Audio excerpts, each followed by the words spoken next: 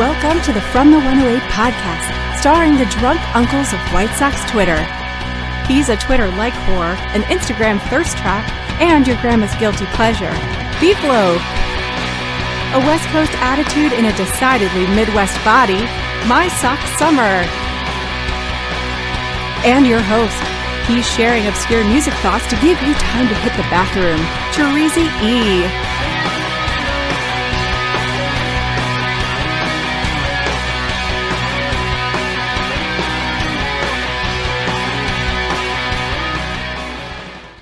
Thank you, Quarnsey. Welcome to the From the 108 podcast. Get ready for some baseball, beer, and bullshit.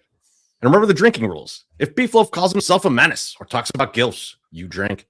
If My Sock Summer begs for free shit, which he might, or gets piss on his hands, you drink. And if I talk music or say, here's the thing, you drink. And of course, you can make all of us drink for $1.08 or more in those tips. Get those tips in. Please more. About 20.05. What are you drinking? Beef Loaf, what are you drinking tonight? Boys, I'm off the hard liquor tonight. I decided I bought a bunch of stuff for the opening weekend when we were planning to get together a little bit and have some cocktails. And so I have a bunch of these high noon tequilas. And so I got a bucket of these by my side. I got the passion fruit that I'm working on right now. Got some strawberry in there. Got some other flavors. So I'm going to plan to hit that during the show. I got a 6-pack in here. We'll see if that satiates for the entire 2 hours or so that we go. I love it. How are those, the tequila ones? I like them better, actually. I like them better than but they don't have as many of the flavors. Like there are limited amount of flavors in the tequila ones than there are with the vodka ones. So I wish they had a wider flavor profile, but otherwise I enjoy them better. What flavors would you recommend that they put in there with the tequila? Like grapefruit? Like a little. They do have grapefruit. They don't have like they don't have the pineapple. Like pineapple's a popular one for the vodka. Yeah. They don't have that in there. That would go great with tequila. You know, they have ones that I like that like lime. They could put lemon. They could just switch over some of the ones that they already do with the vodka and the tequila, or maybe they exist and I don't never see them when I'm looking for the variety packs or whatever. But I only see a certain group. I like the lime the best, but when I buy an 8-pack, it's only 2 limes in there. So. Yeah, then you got to deal with the other flavors, the grapefruits and strawberries and stuff. Man, see, it's too bad we don't have a deal with them, and we can just be like, give us a whole thing of limes, like we did, like with with Goose when we had them, and we were just like, hey, just give us a whole thing of the dank detector, and they're like, what? And they're like, yeah, just give us a whole thing, whole palette. Don't give us the other selections. We just want that. They still refuse to do it. That was the bummer. You don't remember getting the case, and it was like it's like not for resale. I know. It was so funny. That was awesome. They would always try to dump off whatever they didn't want to have a lot of, like or something that they wanted us to advertise, promote. Yeah. So that was sure. That was a lot of good beer. I missed it. We did well with it. With both of our beer sponsorships, we did well. So. Yeah, we did good. What are you drinking tonight? I am drinking a Surfside, which is iced tea with vodka in it. And I don't know, no particular reason. Probably won't be a big special announcement or anything on Sunday in the Sunday Soak. But I'm just drinking this just because I just happen to have like 3 cases and dropped off in front of my house today. And I don't have any idea why. So we're just I'm just going to drink it, because we'll see how it's good. I've had one before. They're pretty tasty. Let me just make sure. Oh, yeah, that's pretty tasty. That's just, there's no bubbles in there. There's no carbonation. That's pretty fancy. So, yeah, Surfside. What are you drinking, Terezi? I'm drinking this Paulaner Salvatore. And Beef, do you know why I'm drinking this? I do not know why. Let's see. All right. Well, this came up a while ago. Earlier this week. And it was the German monks fasted on a beer for 40 days. A journalist tried it and lost 25 pounds. And so, Beef, you posted this at me. You're like, hey, what about this, man? And I was like, I'm in. I'm in to do that. So I read a little bit more on it, right? And these monks, they would drink like the certain type of beer that was meant to sustain them more, right? And they said in the article, I think JT sent it to us, and it was like, the current version, what you're supposed to use is this, the Paulaner Salvatore. Nice. It's yeasty, malty. MSS would hate it. It's like a double bock. But this is for satiation and getting intoxicated. Yes. So I'm testing it out. I'm testing it out to see if I could live on this for a while. Now, I hope you do. I love it. I don't know if you'll be able to see quite there, but no, it's going to get too blurry. But it's like 7.9% alcohol. Ooh. That seems dangerous. That seems very dangerous. It's like, this is all you're going to do. Just drink this. It's 8%. Well, man, I mean, that was my idea, Trees. I had told you when we were having our lunches after the fart walk, we'd go to Cork and we'd maybe have a beer too. And I was telling you, I'm getting way too fat, but I love drinking beer during baseball season. I got to figure out some way around this. And my thought was Monday through Thursday, I don't eat any food, just drink beer at the game on the weeks that they're home. And so I was going to start doing that. And then this article comes up, and in fact, at the time you looked at me funny because you thought that I was going to just do this all the time, just drink nothing but beer. Yeah. I was only thinking of certain. I thought it was a lifestyle change. Yeah, exactly. And you were unsure then, but now it looks like you're back in my camp. Maybe we can do this together. We'll see. We'll see how much weight we lose. Yeah, I mean, it's good. I like the beer. I'm going to say that I like the beer. I don't know if I could drink just this for like a week, but you know what? We should try. We should try and do this. See how it works. I'm for this. 100% for this. You don't want to be involved, but you're for us doing it. I'm not going to participate. You guys do it and see how it goes. See, if we end up pulling this off, we end up doing this, Trees, even if we just do it for a week, we do something like this. We have much bigger balls than my Sox Summer, who's been offered many times to do drugs with a GoPro, and he's pussied out every single fucking time. That White Sox Dave wants to do it with him. Gordo wants to sponsor, and it's never happened. Never, ever happened. Listen, I am a guy that likes to create good content. Okay.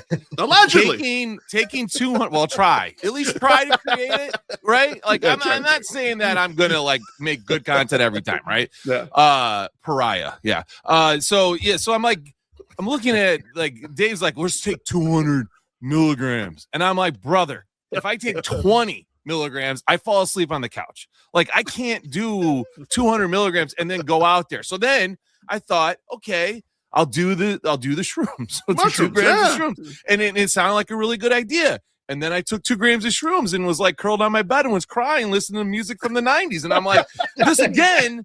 That would be great content. That would be good content. You bawling your eyes out at the end of the road. Oh my God. Like, there's nothing going on in the game, and my Sox Summer's having a moment right now. Wouldn't be the first person to cry in the section this season. I don't want to. Certainly won't be the last either. In that space, I do not want to be around people. Like, even like, let's. Okay, you're not going to do something. You're not going to do mushrooms. You're not going to do that. Probably not. But I think probably one of the most famous baseball drug stories is Doc Ellis throwing the no hitter on LSD. Yeah. How about that? I've never done LSD before. Oh, it sounds like a perfect thing then. I don't know if I need to try it then, but we'll see. I've tried it for you. I've tried it for you. I assure you it'll be great. Trezo, the mushrooms sound perfect because here's what we can have. If we get MSS all up on some drug, we can't have him become a maniac that we cannot control, right? He's a big, huge guy. And like, I don't want it to be me and Mr. Hand and you have to tackle him and to wrestle him down. We can't have that. Okay? I don't think you've been following Fish at the Sphere. I don't want to do that. Because obviously, terrible idea having Fish there. And so there's we need to talk about Reddit thread of this guy, and I wish I would have copied it down. I didn't know we were going to talk about this, but there's this whole Reddit thread about he's like I'm the guy who did too many mushrooms in the section in whatever section, and I apologize. It wasn't myself. And he's like listing off the things, and he's like, I'm sorry to the mother and son that left the show early because of me. I'm sorry for this and that. And it's all kind of like, this guy was like just kind of being obnoxious and like, almost like a super drunk guy. And then it's like, I'm sorry for the woman in front of me that I shoved to the ground. and thank you to her brother for not punching me in the face. I did not. What? I've never heard of someone on shrooms having this kind of reaction. No, I don't know. It's I don't know very mild. He was like, I took too many shrooms and did a ton of cocaine. That's what that felt like. I mean, he didn't say that, but it just. But he probably did. I was not listening to Oasis. That's another podcast. The guy that cries for that. Mrs. Beef says that. Please say it was Everybody Hurts. And Mrs. Beef, come on. I cried out all of the tears I could ever cry to Everybody Hurts. Probably in my mid-teens when that song came out. Like, I was like, he's so right. Everyone does hurt. No, it was. So now when that song comes on, your eyes are as dry as Sister Jean's pussy. Is what I'm hearing right now. Yeah. That's what I'm hearing. All right. I'm glad you threw that in there. If no one had heard that before, like if maybe hey, we should probably get that back into the rotation because we had anytime someone sends us something to fill out that's a serious thing, and you put should we put this in there? You say Sister Jean's pussy is dry. Yes. Yeah, we should tell everybody that. Let's make sure everyone knows I said that before. Beef, how are you doing tonight? You know what? I'm going to be honest with you. I'm having a little bit of an issue right now, guys. And I need you to be serious for a minute. You ever get those, like you have those dreams where it's almost like it's like sleep paralysis, right? You're trying to, you want to say something, you want to scream something out, you want to alert a message to somebody. It's something you want to get out to but you can't yell and you can't scream. Except this is not a fucking dream. In my real life, I'm having this problem where I want to get this thing out there, and every time I grab the phone to tweet, I just lose my fucking nerve. And every time I go, like, I'm gonna do an Instagram live, I'm gonna put a video out there, and because I need to make a warning to everyone about this thing, I just can't fucking do it. And I don't know if it's the nerve, I don't know what the fuck is going on with me right now, but I just can't get this message out to everyone. And today I saw Big Cat tweet the message that I don't want everyone to abide by. He tweeted, "Trust Ben Johnson. That's it. That's all that matters." Okay. It's draft day today, boys. And I have heard less about this Bears draft than I've ever heard about a Bears draft in my entire fucking life of being a Bears fan. We are not Bears experts. This is not a Bears show. This is just my sole emotion.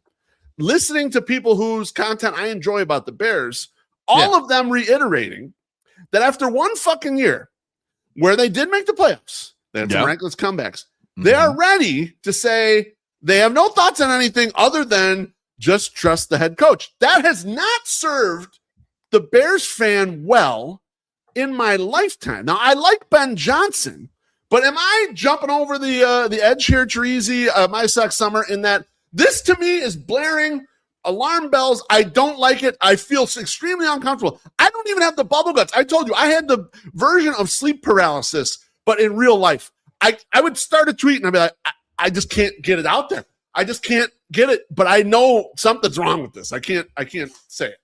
So I was thinking about this the other day, Beef. I was thinking about the people that cover the Bears out there in the Twitter sphere, out there in the world. And they're not used to this. They're not used to having a pick this late. Yeah. So the uncertainty of what could come, it's difficult to fathom.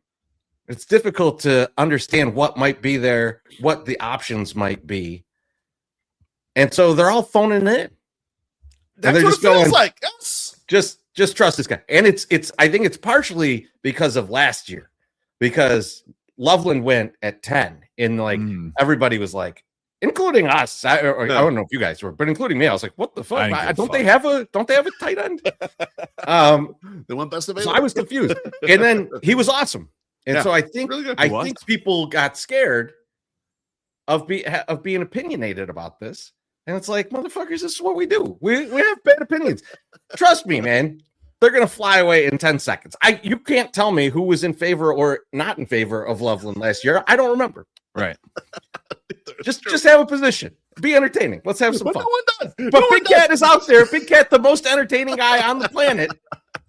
Not according to Jeff Agrest, but according to me, probably the most entertaining dude I have ever seen in Chicago is out there.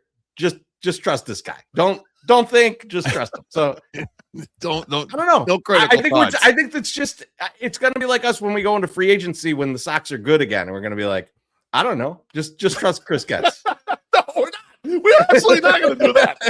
That's kind of my point. MSS, what do you think? Am I nuts here or what?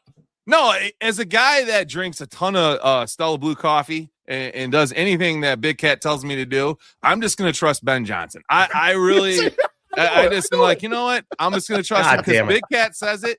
I'm just going to do it. He's a Midwesterner, guys. You know, he's a big Midwesterner. I've never seen a picture of him in a Drew Bledsoe jersey or a Tom Brady jersey. That was you're Ben Johnson did bust him. Ben Johnson did bust him on that interview. The first time they interviewed him, he fucking gave him shit, which I thought was tremendous. No, it's pretty funny. Ben Johnson, and it's not a shot against Ben Johnson at all. It's just that how often does it go where the head coach is just a total monster and runs the entire franchise great? You get one or two of these a generation.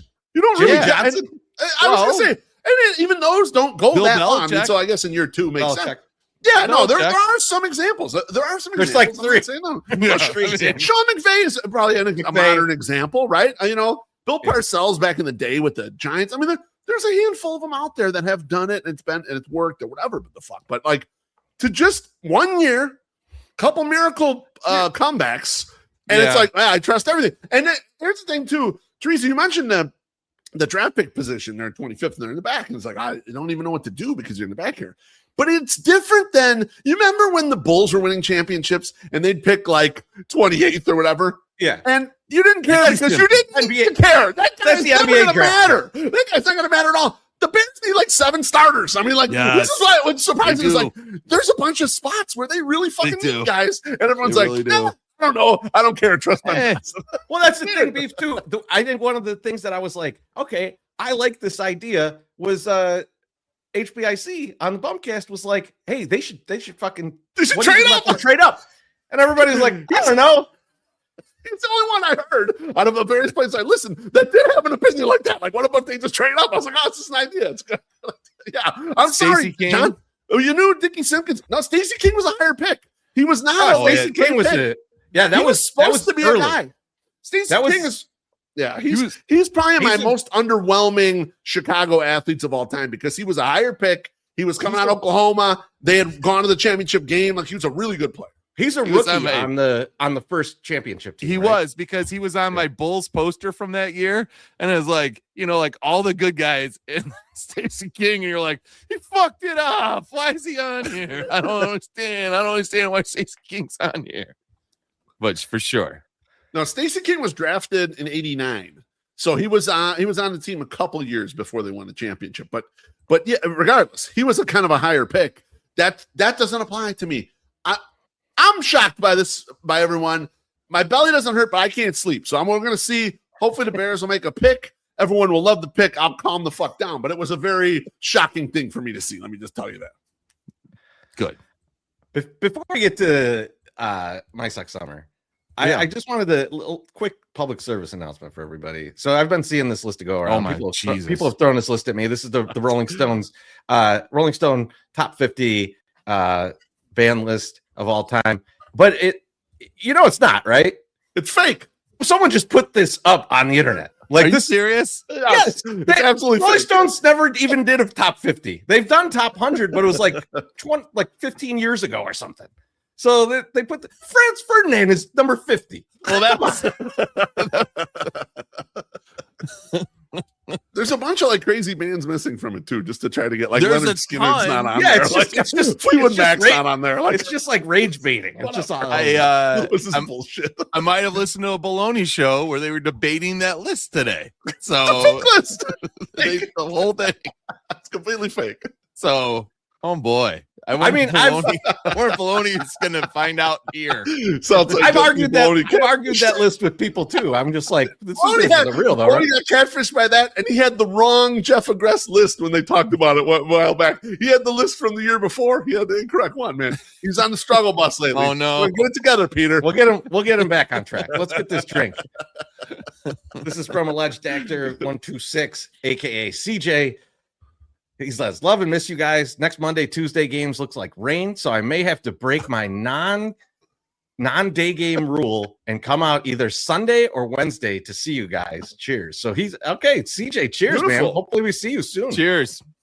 Good to see you. CJ. Boys, MSS, it looks like your guests are lining up back there. My guests are here. I'm gonna hand it over to you. Should we pay bills or should we just bring them in? Pay the bills real quick, and then we'll bring everybody in. I'm gonna drink these 8% beers. All right, sounds good.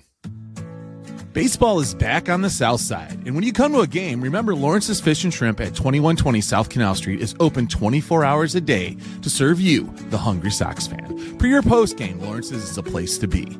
Want to win a free gift card? All season long, post a selfie at any of Lawrence's locations, tag us, and we'll select one lucky winner per month and send you a gift card. Enter on Twitter or Instagram. Not coming to a game but craving some Lawrence's? In addition to Canal, Lawrence's has 3 convenient locations for all your selfie and feasting needs. 3242 West 87th Street in Evergreen Park, 50 South Manhide Road in Hillside, 3248 Vollmer Road in Olympia Fields. Order ahead and avoid the wait at chicagoshrimp.com. Lawrence's Fish and Shrimp, the place to be on the South Side all season long. Ladies and gentlemen, I want to welcome 2 people into the stage. On the left, AJ Pierzynski. He is the 2005 World Series champion catcher from our Chicago White Sox. And then we have Scott Yon from CD Cruises Live, who has never been on a podcast before. So we are popping his podcast cherry tonight. Yes. And first off, Scott, I'm pissed that AJ's never had you on foul territory. You give this man so much money to go on these boats, and he doesn't even bring you on and bust your nuts like all over the place. Now, and he's in the Bahamas and didn't invite me. Well, a little behind the scenes thing here. I texted AJ on Tuesday and said, "Hey, we're gonna be the podcast is Thursday," and he's like, I'm in the Bahamas, Jacob, and I'm like, yeah, and he's like, and I might be drunk, and I was like, that's perfectly okay. We drink all the time, so this is great. We're so happy you showed up, AJ. Cheers. Oh, nice. There we go. Espresso, baby. Let's go. The nicest thing about this, AJ, is right before the podcast started, D-Floaf was like, it's okay. He's not showing, and you fucking showed. I bet against you, AJ. I didn't think you were coming. It's like the best. It's the best thing. Trust me, I got worn out by people at this golf tournament I'm at. I'm like, I got to go, guys. I don't know if you guys can see all the people in here. Oh, yeah. Oh, yeah. Like deuces. So they're like, where are you going? And I'm like, I got to go do this podcast. And they're like, you've been drinking. I was like, yeah, and? Don't worry. Everyone on this podcast is too. We're all drinking also. We always do, yeah. Yeah. So that's good. This Sunday, April 26th, as we talked about, and through the Twitter, we posted blogs. We've been retweeting. People have been tweeting everything. We're going to have AJ, Ozzy, Davis Martin, Sean Burke on the cruise. We're going out on Lake Michigan in the spirit of Chicago. AJ, what should we expect to hear when we're on this cruise? Ozzy unfiltered, except where he can actually say what he wants to, not like he does on the CHSN Yes. stuff Yep. he does. Nailed it. That's a lot of letters. Yeah, no, Ozzy would be great. IMC it. Get Ozzy to talk. We'll have Sean and Davis, who, by the way, have both been pitching really well for the White Sox. They have. They've been so good. White Sox are hot, by the way. Too bad we couldn't get Murakami, but his translator could not get on the boat, I guess. So we tried to get him. Oh, wow. Really? That would have been cool. Yeah. No, I'm totally That would have been amazing. No, I was totally kidding. I wish we could have gotten Murakami. So does Scott. Yeah, it would have definitely upped the international influence on the boat. Yes. But yeah, no, it's just a fun time. Literally, it's 3 hours. It's watch a great sunset, get some food. They serve great food on the boat. You get some drinks. You get autograph. You get pictures possibly with Ozzy if he's in a good mood. He should be. He's getting his jersey retired. And then you just hang out and you get to ask questions, hear stories, just have a good time for 3 hours on a boat in the middle of Lake Michigan. What could go wrong? Right. Exactly. Scott. Well, that's what I was wondering, Scott. Yeah. I'm not. I don't go on a lot of boats. I can't swim, so I can't swim. I rarely get on a boat, and so I don't know a lot about boat trips. The only famous boat trip I'm familiar with is the Vikings boat trip. Is it going to be anything like the Minnesota Vikings boat trip? I sure hope not. No, first of all, to give thanks to AJ and Ozzy and the guys for coming out to be a part of this. We created this program to really elevate the experience for our guests, right? And to really kind of create an intimate experience for people. And I mean, to have AJ Pierzynski and Ozzy Guillen, two legends of the South Side, to ask them questions, to pick their brain, hear the stories of what happened in the clubhouse. What a cool experience. So we're really thankful and I appreciate you guys having us on tonight. And this is such a cool experience. So looking forward to everybody coming out. Scott, is there any truth to the rumor that AJ said, hey, listen, I got 3 really good-looking middle-aged men that will promote the shit out of this cruise, and we need to go with these guys. And you're like, maybe you should talk to Barstool or something. And he's like, nope, we got to go with the 108 because those guys are sexy as fuck. That's true. Listen, he kept texting me. I'm talking to the 108 guys, and I'm like, who? And then finally he shared me who you guys were, and I'm like, oh. I had no idea who he was talking about. Oh, no. So, no, I'm so glad you guys were doing it. Don't see that? We did see that. That's what totally I'm dealing with, see? Did you guys see that? We did see that. We did see that. And that's why we didn't go with the Cubs. That's why we stuck with the White Sox. The weather's looking really good for Sunday, too. Everyone's going to come down. It's between 6 and 9. I know that this weekend, Scott, this is a Sox one. They're all yelling at you. Okay. Don't look at me. Sorry, I'm getting yelled at, by the way. Oh no. Scott, this is not the only White Sox cruise you guys are doing this year in Chicago. You got another one coming at the end of the year. Who's on that one? Yeah, we've had that's on September the 20th. And for that one, we have Kyle Teal. And we have who's the other one we have? We have Chase Mydra. Come on. Come on, Scott, don't be that nervous. We got Mydra. Chase and Kyle. That's right. That's going to be awesome. We got the Italian guy on there, Kyle Teal from Team Italy, the World Baseball Classic. Doesn't that sound Italian? Yeah. Teal? It must be half. Kyle, too. That's a famous Italian first name. Exactly. See, now that's something I'm looking forward to hearing too, AJ. You talking to another catcher, what are you going to do? You got to give him a lot of pointers and stuff, right? No, I'm just going to let him go. He had a great, obviously, rookie year last year, and hits left-handed, obviously, catcher. He's actually missed on the White Sox right now. We need him back from his hamstring injury where he ate too many carbs and too much pasta and drank too much espresso on the Italian team. So he pulled a hammy. So we need him back. You know who doesn't pull hammies? The Polish team. Team Poland in the WBC. Will you come out of retirement and play for them if they're going to be in there? Or what? Like Alexei. Team, hell yeah! I could be like the DA. I could be I could be the 9th inning guy that comes in when they're up 20 or down 20 and throw an inning. Well, okay, AJ, I just got to ask this because it just came to my head and it's something that has been bothering me since last year. Banana ball, you guys are back for the Savannah Bananas. You get to take another pitch, from Mark and everything. How disappointed were you in Paul Konerko for swinging at the first fucking pitch that he saw and not trying to do anything and hit that ball? I swung at the first pitch too. I was just happy the fan in the stands clanked it. Trust me, we just didn't want to strike out. Now, here's the difference between Paul and I. Paul did like a 2-hour routine to get ready. I took about 7 swings in the cage and ran my ass out there, and then I had to catch, which, by the way, if you haven't caught in, 10 years, you got to catch a dude throwing 90, not Mark, but the original guy I had to catch, he's like, I'm going to throw you a split. And I'm like, nah. You're going to throw only fastballs, dude. I ain't blocking no split in the dirt. Now, speaking about taking some swings, AJ, I know I assume you're going to be at Ozzy's jersey retirement, but are you going to be part of the alumni home run derby? You break some news. Are you going to be in that or no? No, I am not. They actually did ask me, but I'm actually not going to be. Where am I going to be? I'm going to be somewhere. I have to either work. I don't know. There's a reason why they asked me to do it, but who's in it? Do we know who's in it so far? No, we haven't not heard. announced We we haven't haven't heard. announced it yet.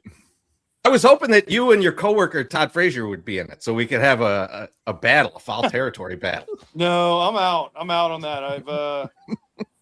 I haven't touched a bat in a while. Well, actually, I guess the Savannah Bananas, but before that, it had been a long time since I swung a bat. So I have no desire. Actually, where I'm at right now, they have a wiffle ball field. It's like the green. It's like Fenway. It has the green monster. It's called the Wakefield for Tim Wakefield. Nice. And they were like, "Hey, are you going to be in the home run derby tonight?" I'm like, "Fuck no." Why would I? What do I have to prove? I'm like, even if I win, who cares? And I'm like, besides, I've hit a homer in the real Fenway. What do I need to do one in this little Fenway for? That's true. Scott, you got the Sox, other Sox cruise coming up, but what are some other cruises that are going to be going on this summer in Chicago that you'd want to promote? Yeah, we have. We basically have 4 different types of events that we do. We do our concert series. So we have Graylin James coming to town. We have Rodney Atkins. We have who else? Big Sister Hazel, right? Sister Hazel's coming. Yep, absolutely. Joe Nichols is coming to town. The Bacon Brothers are. Oh, and yeah. then we have Celebrity Chef. We have actually 2. Our Chef Art Smith, who has a restaurant right there on the Navy Pier. And then we also have Adrian Calvo, who is down in Miami from Chicago originally. She's coming to town. And then we also are doing some Bravo stuff. So we have Captain Sandy from Below Deck. We have Hannah Ferrier from Below Deck coming to town too. So we try to do a little bit of everything for people to kind of give them. By the way, can I get on the Below Deck cruises? Because I love that show. AJ, you can come I love whenever Below you Deck. want, bro. Sad as that is to admit. Scott, I'm really okay. Now we have just sealed the deal that my wife is going to probably listen to this podcast because AJ's on it, but is also now going to want to be on the Below Deck cruise because AJ's going to be there too. So, like, I mean, between AJ on these cruises and my bathroom getting redone, by this hot dude, I'm losing my wife within the next 6 months. I mean, it's over. I just like I'm done. We found out in one night that AJ's not going to be in the alumni home run derby, right? But he will be in town for the Bravo night at the. So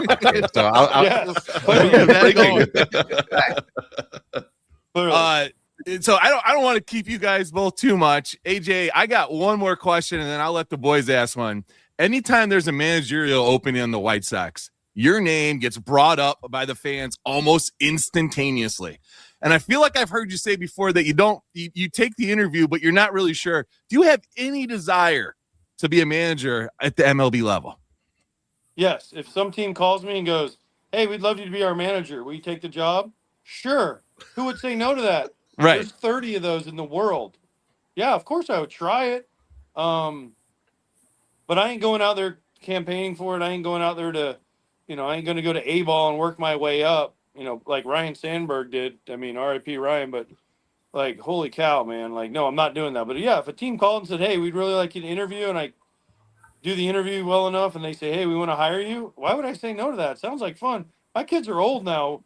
My kids are in college. My kids are running around. They have their own lives now. So, yeah, it would be different. 5 years ago, you would ask me, I'd have said no. My kids are in high school doing their thing. But my kids are old and have their own lives now. So, yeah, if a team called, absolutely I would do it. I think it'd be fun as hell. All right, we just field more rumors. So next time we need a manager, AJ's right there in the mix. For a while. Hopefully the White Sox job doesn't open for a while. I hope so. For sure. Lil, you got any questions? Yeah. Now, AJ, you've been appropriately critical of Chris Getz as a GM. You guys are former teammates, but as an analyst, you've been critical of him. But now, as you start seeing Munetaka Murakami hitting like a motherfucker and Colson Montgomery looking good for a second year in a row and Miguel Vargas breaking through, do you think that maybe he's doing an okay job at starting to build up what's the beginning buds of this team? First of all, I never was critical of Chris Getz as a GM. I was critical of the way they hired Chris Getz and didn't interview 29 other guys from 29 other teams because you know what you could do? Even if Chris Getz your guy, you could have 29 free interviews of teams and they can be like, "Hey, what would you change in the White Sox organization?" and bring a freaking folder and throw it out there. and have Chris Getz sitting in. Maybe you might learn something. That's what I was critical of. I was never critical of Chris Getz, so I want that out there, right? I was critical of the way they didn't even interview anybody else. They were like, Chris Getz is our guy. I mean, listen, when you make the trades you made, you better hit on some of these people, right? And the Murakami thing, great. I picked him for my rookie of the year in the American League. And also, anybody really think the White Sox are going to sign Murakami? I hate to say this, but he kind of fell to him a little bit. Yep, because other teams weren't really interested in him. Great for the White Sox. They stepped up and did it, right? But some of the trades they made have been good. Listen, they're not. Are they going to win the division this year? I don't think so. No, because I think the Tigers and the Guardians are just a better team. But is the future better than what it was, say, 3 years ago? Absolutely. But also give you guys in the 108, give you guys the top 10 draft picks repeatedly over and over again. Let you guys trade away stars and get back every other team's top players. You better have a damn good, better team than you had 3 years ago when you lost 120 games. So listen, I'm happy they're better. I'm happy they're trending in the right direction. I'm happy Chris Getz seems like he's doing a good job. But at the end of the day, it's about winning championships. And if you're not winning championships, everyone fails, right? The only guy happy right now is the Dodgers. Brandon Gomes, Andrew Friedman, Dave Roberts. They're the best in the world right now. Why? Because they won the back-to-back World Series. Yep. absolutely. Chris, you got Teresa, you have anything? Oh man, you're going government name. I know government names all over the place today. No, I asked my questions about the alumni thing. I don't want to take up too much of these guys' time. Scott, do you have one? Can you give us your best story from one of these cruises? What is the most the craziest thing you saw when you went on one of these cruises? We going to see something really nuts on Sunday? Well, the craziest thing I saw last year in Chicago, John Daly event. Hosting. Yeah, there you go. Started off there. John got stuck in traffic, was really late getting to the boat, and we got to the Q&A portion of the show, and the very first person to ask a question says, "Hey, John, can you sign my wife's tits?" And he goes, "Yeah, come on up." So she walks up, and he signs them, and then she grabs his head and puts it right in his chest and motorboats him, and yep. I'm like, oh my God, this is terrible. What a great start. But that's what they signed up for, I guess, right? So, right? No, John's an amazing guy, and these events are really cool. AJ and Ozzy and the guys do a great job of interacting and really bringing the audience in. And that's what this is all about, is making sure that we deliver an elevated experience for people in the city of Chicago. So. Awesome. Well, we appreciate you. Go ahead. I want to say this. I don't know if John did this, but I'm not going to say her name, but there is a lady that has my autograph tattooed on her. She's coming. Oh, well, there you go. All right, so AJ is going to motorboat somebody's tits on the thing. Allegedly. Hey, hello to whoever that is. Hey. Is that the guy's butt we saw or no? I'm not going to confirm or deny that, but maybe. Okay. But probably. Well, AJ and Scott, thank you both very much for coming on. We appreciate it. Cheers, guys. Cheers. We'll see you Cheers, guys boys. Sunday. Cheers, And I hope your hand doesn't get too cramped for all the stuff I'm going to make you sign, AJ, just so you know. All right, perfect. Yeah, it's one per customer. One per customer, guys. Yes. Sounds good. All right, well, Thanks thank a lot, you guys fellas. very much. See you, fellas. Way Thanks to so go, much. Scott. You did it. See you Sunday. I made it. Great You job, made Scott. it. You did it. Appreciate it. Well, that was pretty amazing. I'll just say that. I was betting so against happy. you, MSS. You Betting bet against you. against I me was all too. the time. You bet against me all the time, and you should for the most part. But I've had some really good hits, right? Yeah. We had the Brooks thing, and then we just had AJ come on the podcast. We saw a man's ass. That was something. That was something. Now, one thing we didn't do while we were doing that, because I'm not wasting these guys' time by telling the winner that they won. But our winner for Sunday's tickets is Jacqueline Hilligoss. So, Jacqueline, if you're watching right now, I don't know if you are, probably not. We you won the ticket. So I'll send you a message, a DM from the 108 account, and let you know the details. You can get signed up, and we'll see you this Sunday from 6 to 9 at Navy Pier with City Cruises Live and AJ Pierzynski, Ozzie Guillen, Sean Burke, and Davis Martin. That's gonna be awesome. Davis Martin's gonna be awesome. That's gonna be the cool, like, just to give him a big old high five. He's pitching so good right now. Hey, left-handed high fives to him. All right. Yeah. Don't fuck with the pitching hand.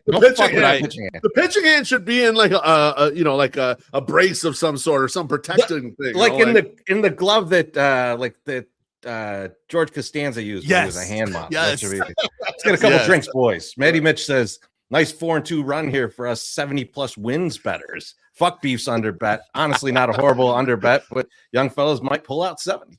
They might, Matty Cheers, Mitch. Matty. Good week for it. Cheers.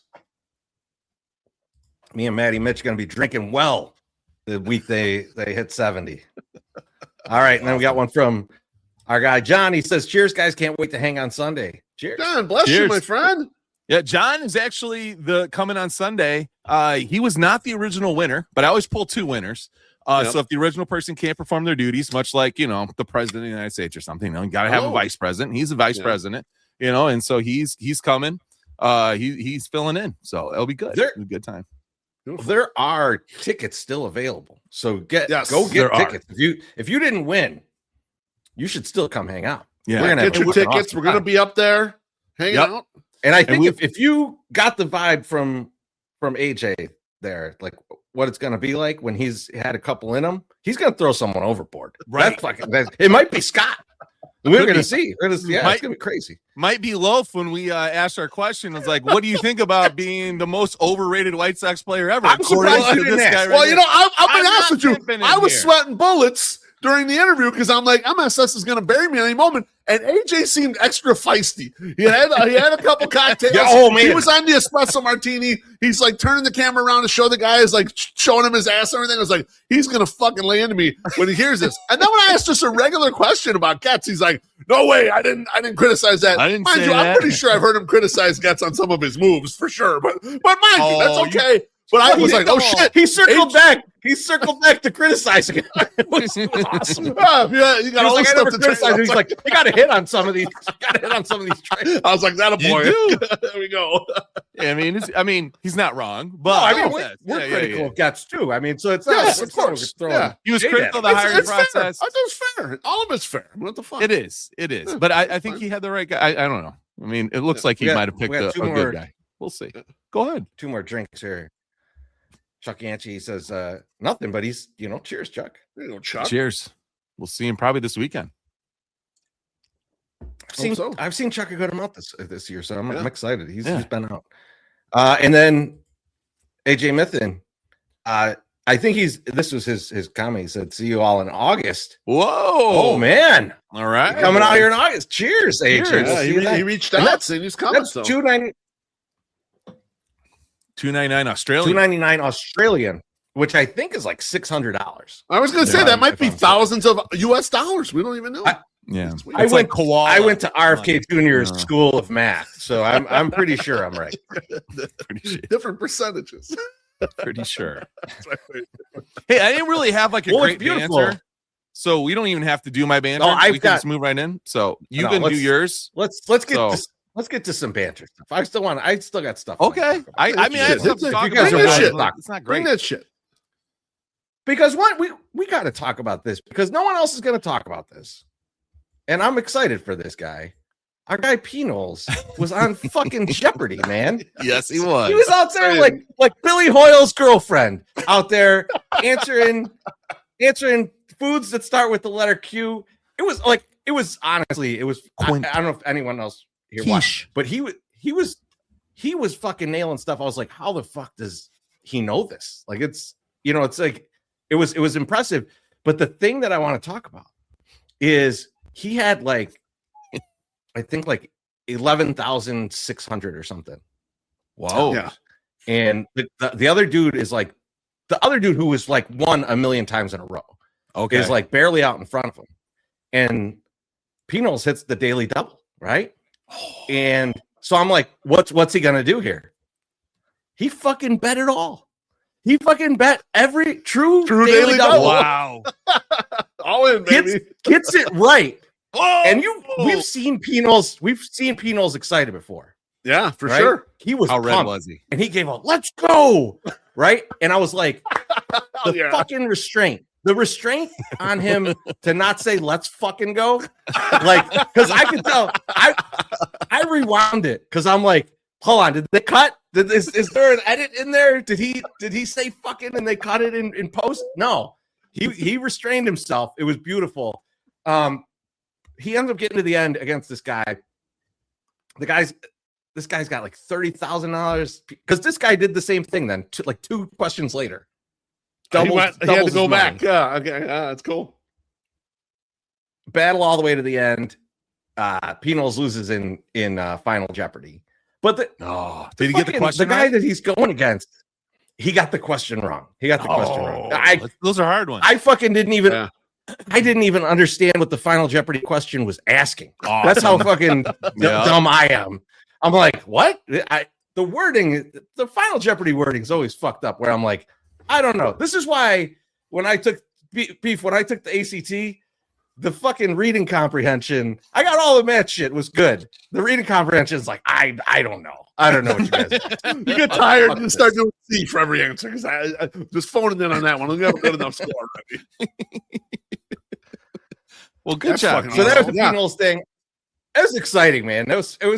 I was on the edge of my seat because I'm like, is Penals gonna knock off this guy who's won like 100 times I think it was actually like 28 times in a row. This guy's won, and it's some insane thing too, where like he hasn't had to get the Final Jeopardy question right like 25 times or something.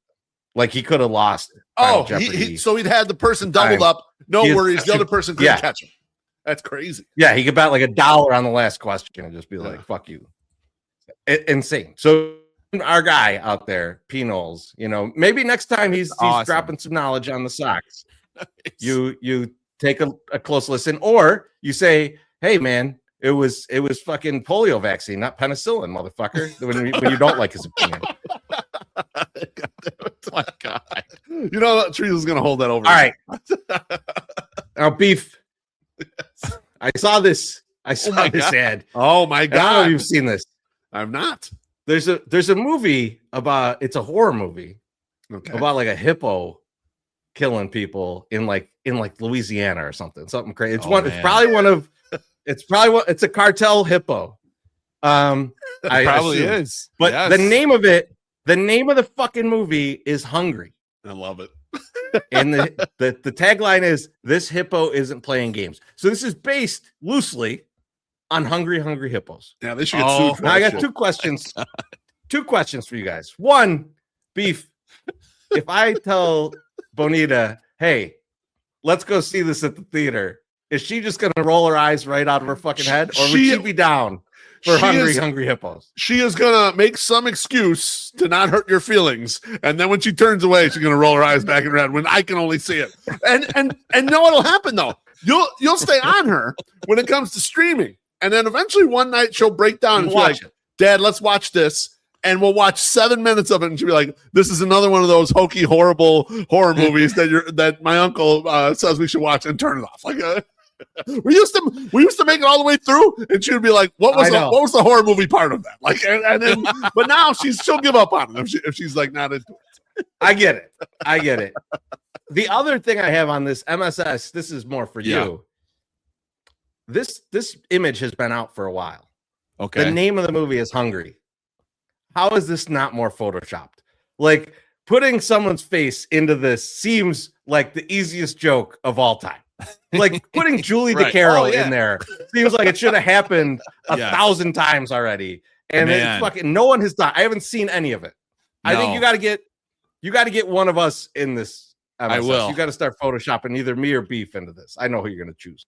Yeah, I need a big mouth. I need a big, fat, wide open mouth of somebody. Now, hey, I told him last night because we were at the chamber did give me a nice event, compliment. Yeah, and I said, hey, your new haircut makes you look less fat. So like, it was good. I'm like, you look better because it like framed your face better. So then you don't look so fat. It's good. You might not have to be the middle guy in the photo anymore. Maybe you can move to ends now if the hair's down. We should default to me being middle. That's what I'm saying. Although we'll see our guy K-Dog says, beef, you're withering away. It's got to be the haircut. I got the shorter hair now. The shorter hair is working. Everyone's feeling it a little bit. I was feeling myself last night. I'm glad you gave me that compliment. But before I left, I look good. Got my hair. I was like, this hair is working, right, man? If I just lose about 50 pounds, I'll be okay. Yeah, and Teresa was all like dialed up, like he like, shaved his beard down and everything, and was looking all fancy and dapper. I was like, look at you guys. I just got a haircut, man. I got to trim it all down. Looked good. Make it even. The chamber events are fun, man. It was fun. It was very fun. A lot of good food there. I started the night off with Punkies. I had to. I had to get I was starving, and I was like, I'm gonna grab one of them wraps, and the buffalo chicken wrap, so good. And the bread, the bread, the little wrap that they use there, so good. The best. So fucking good. So seeing Punkies there when we walked in, I was like, oh man, Beef's been talking about how fat he is. He's gonna gain 13 pounds. Just eating all the left, like just stocking out. Like, I take these home. Got any of those wraps left? I take these home. I ate very light, but I had 17 Tito sodas. That's how I kept myself so good. I'm big on Filbert's ginger beer now. It was good. That was ginger beer. That's right. Yeah, that shit was good. I'm upset we didn't get a chance to have that special Mars beer. I kind of want to have that. We can get our hands. I'm gonna go. I wanted to go pick that up today, but I did not get that. So I got our food beer that we're gonna be drinking. But let's get a couple drinks. Speaking of that, let's do that.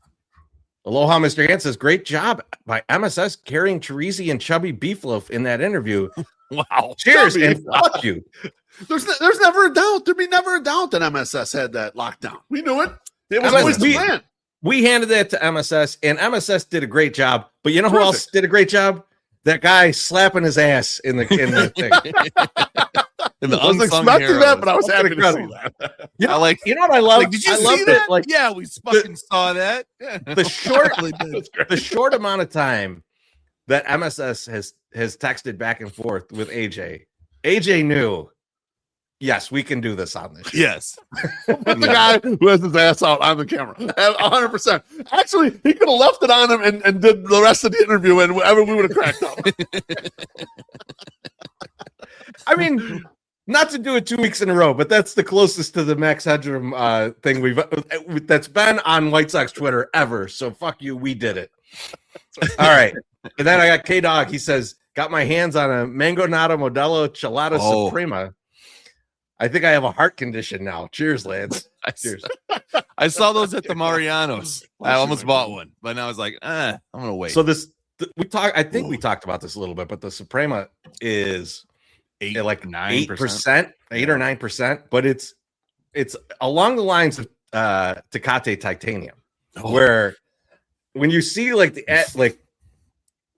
in the write-ups, like the white papers for like the alcohol industry, it's like, this is for high ABV convenience store buyers, which is drunk Mexicans. That's what it is. That was told. That's how they say drunk Mexicans in a white paper. Ocho. All right. Yeah. Let's get into the White Sox talk. I don't want to talk this thing. I don't have it fully thought out, so let's just go right into White Sox talk. It's time for White Sox talk. Beef, I'm handing the reins to you. Boys, I'm happy to receive the reins. I think it's only fair that we start off with Munetaka Murakami coming in. Whoops, sorry. That was good. Really sorry. Oh, I like that. Coming into today's action. So before today, Mune was at the top of the league in a bunch of offensive categories. He was fourth in WRC plus out of qualified hitters, 178. Second in home runs with 10. Fourth in walk rate, 20.2%. Third in slugging, 622. Third in ISO, 366. 16th in on base, at 402. Tied for 10th in RBIs at 19. Tied for 11th in runs scored at 19. Tied for 6th, 1.2 F WAR. His baseball savant page, I mean, look at how many fucking 99s, red 99s there are in the slugging and exit velocity and barrels and hard hits and everything. It's what you've been watching, boys. You've been watching a guy, a traditional slugger, that just slugs the ball a lot harder and farther than anything you hardly ever see in the U.S. And a handful of hitters are kind of in his range with the amount of power that they have.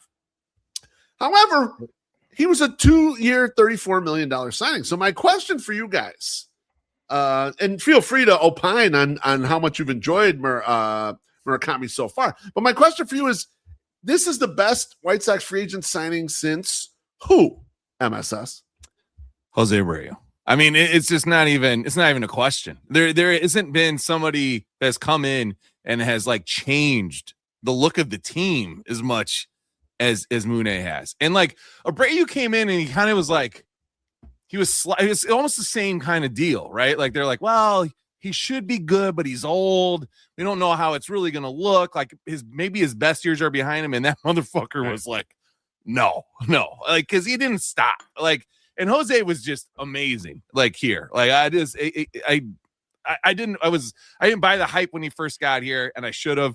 But then he just grew on me, and just loved that dude because he always played. He was out there every day. It took a lot for him not to play. So I loved Jose Abreu. Mune is right there, right, is showing the same stuff right now. You know, and with the doubters and all this stuff, and him falling to the White Sox, you know, made us probably second guess who he was going to be, right? Like we're like, well, if the Sox didn't have a chance, then he's probably not that good. But motherfucker, maybe that motivated him to be even better. Like, you know, like maybe that slight he took personally. He's going to be like Jordan with the iPad. He's like, hey, I took that personally. They said you're not good enough. But like hearing what he came out and said, you know, just yesterday to stop Merkin was like, I love this team. I love playing here. I love these guys, you know, and this is all the stuff that we've been hearing. Right? Like last year, like these guys get along. We have fun out there. You could see they had fun. The vibes were totally different last year than they had been in the second half compared to the first half, mostly because of Andrew Vaughn. But you know, this second half was really good in the vibes. And we didn't see that at the start of the year. But man, after this West Coast fucking trip, holy shit. I know we're going to talk about the home run shit later, but my God, the vibes are incredible right now. They're at all-time high. And you hear a guy like this who I'm not going to say generational talent because I don't know if he's a generational talent, but he's fucking goddamn good. And he's a lot better than we thought he was going to be. And I mean, I couldn't be happier. Couldn't be happier. The Abreu comp is kind of funny because they're not a similar profile in players because Mune is the 3 outcome guy. Abreu was more a batting average guy. But I remember when Abreu came in, it was the same kind of slight. It was, he's got a slider speed bat. That type of shit. Like, he won't be able to catch up to the velocity. And, of course, the shit ended up being complete bullshit. It's like, Chorizo, do you agree with that? Or do you have another free agent signing that it kind of reminds you of with Mune coming in here? So I had Abreu. But I got a couple other things that I want to talk about here. So, well, first of all, right now, I'm not going to Abreu yet. Because Abreu changed our White Sox lives in that era. Like he was fucking incredible. And we're too short into the contract to say like this is a guy I'm going to put on par with Abreu. So right now I got him at Liam Hendricks. Liam Hendricks right now. Not bad. I'm a little bit disappointed in My Sox Summer for not talking about Andrew Benintendi, who had a game-winning home run today. I mean, I guess you hate Italians. At least I support Italians. I don't know what's wrong with you. It's true. I don't support Italians at all. Nope, not at all. Put that graphic back up. You want the 50 list? The baseball savant, right? Because him being in the top percentile of exit velo in a world where O'Neal Cruz exists is crazy, dude.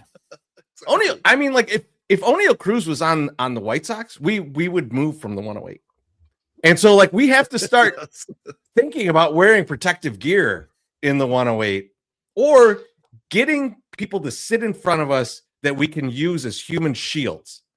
So and I've got a lot of ideas from White Sox Twitter, trust me. Yep. So row 12. I've got. Oh man, if I could pick the people, we would be holding. Hello. We'd be holding him up like, and I'm gonna get you, sucker, when he's like takes the body and he's going across the street getting shot. But yeah, I think finally get seat 1. I think I like the Abreu comp because it's an international signing. It's a signing where like no one really knew what it was gonna be, and even like I remember like Abreu's first home run was in like Colorado and like barely got out, and you're still kind of like, that's kind of a cheap home run. It looked dicey in Colorado too. You got the altitude, and this is like, and man, I don't know what this is gonna be, and it turned out to be wonderful, pretty good with Murakami. I think MSS, you brought up a great point of like the way the contract ended up, the way that it seemed like he fell to the Sox, the way that people were out on him. It gave us all a lot of pause, and like in every one of you motherfuckers that has a Sox podcast, no one was pushing over 30 on their like prediction. No. They were like 26 home runs. I'm not bullshitting. People were hedging. I was in there. I was like, 25 home runs. I feel comfortable with that. It'll be good. He might hit 25 by the end of June. Yes. Yep. Right. It's impressive. It's really I impressive. had over 26, as Danny Miller points out. I picked 26 for the Mune bingo home card, runs, right? The bingo card, yeah. And that's going to happen on your birthday. He's number 26. I'm going to dive out of the way of it. I'm pretty sure I'm bringing a glove to the park this weekend because I don't want to die either. Because that guy is hot, but like, because you're right. It's like warm. Gallagher. We got to bring a shield to block. It's a lot. We can't use a human shield like Johnny did with Missy. Like he just dove behind Missy to see it. Like, and he said, he's like, she knows I protect her. And I'm going to be like, how does she know you'll protect her when you're diving away from her? And she's like, what are you doing? So it was, that guy is coming through. That ball is coming through. The other thing I want to bring up on this though is kind of sad actually, which is, of course, me and MSS were going to have the same player, because the free agent pickups have been so fucking terrible. So terrible. I wanted to, and then it made me even sadder because I was like, you know what? I'm going to make a joke. I'm going to like intro with this big first baseman thing as being the best, the best first baseman since that they've picked up in free agency. And I was going to make a Yonder Alonso joke. They fucking traded for Yonder Alonso. Yeah, not even a free agent. I had to remind myself of that today, and it made me fucking sick. That is why you always have to double check all those. It's not the greatest player. Alex Gall is not the greatest player of all time. It's not a huge loss to the White Sox franchise. But at the same time, why? Why did we do that? Oh yeah, Manny Machado. I did have one additional parallel for a free agent signing for the White Sox to Mune, and back in before the 2005 season, the White Sox signed Jermaine Dye, and Jermaine Dye at the time had been a proven player, but he had an injury, and he signed a 2-year prove-it deal with the White Sox. 2 years, $10.5 million. It was like, all right, let's see if you're healthy. Let's see if you can actually fucking do it. And obviously had a good year in 2005. They won the World Series. He's a World Series MVP. And then his 2006 year was a fucking monster year. Like he should have been the MVP that year. That's how good he was that year. And so like a little parallel there from the standpoint of the prove it deal, because Abreu's deal was 5 years. I mean, it's like someone was going to give Jose Abreu 5 years and kind of a decent number. Now, some people consider Jose Abreu the best hitter in the world at the time. So 5 years at 68 was, that's a little light, but not as light as 2 years like Mune. Yeah. And so I did see some parallels there, but he's just been a lot of fun to watch. And every plate appearance is becoming must watch with him because of the explosive power. And it's also starting to become must watch with a couple of other guys that were on home run streaks themselves. Mune had 5 straight games. Colson Montgomery had 4 straight games. Here's his baseball savant page. And Treasy, look, you can see there's still a lot of blue in the spots where we were concerned. Yeah. But let me tell you something. When you're 6'4" and you got the leverage he's got, and you hit the ball as fucking hard as Colson Montgomery hits the ball, you can make up for a lot of those sins right there. And he was on a great streak. He had 4 straight games with home runs going into today's action, which he didn't hit a home run. And then our guy, Big Al Vargas, aka Miguel Vargas, his Baseball Savant page is actually electric for a hitter. He's kind of red. Looks like a scene out of Hungry. Yeah, I mean, look at that thing. Like he's hitting some bad luck. So the batting average is still, I think it's the batting average is still below 200 as of right now, but a well above average hitter at this point. Tremendous sprint speed. It's still not getting a lot of credit for the defense, although the defense has improved year over year. My question for you, Terezi, is have the White Sox kind of found their big three on offense with Munetaka Murakami, with Colson Montgomery, with Miguel Vargas? To quote the X-Files, I want to believe. I think that the thing though that like I need to see a little more. And the reason that I say that is if you think about Colson at the beginning of the year and his in zone contact was terrible. He's brought that back up. Yep.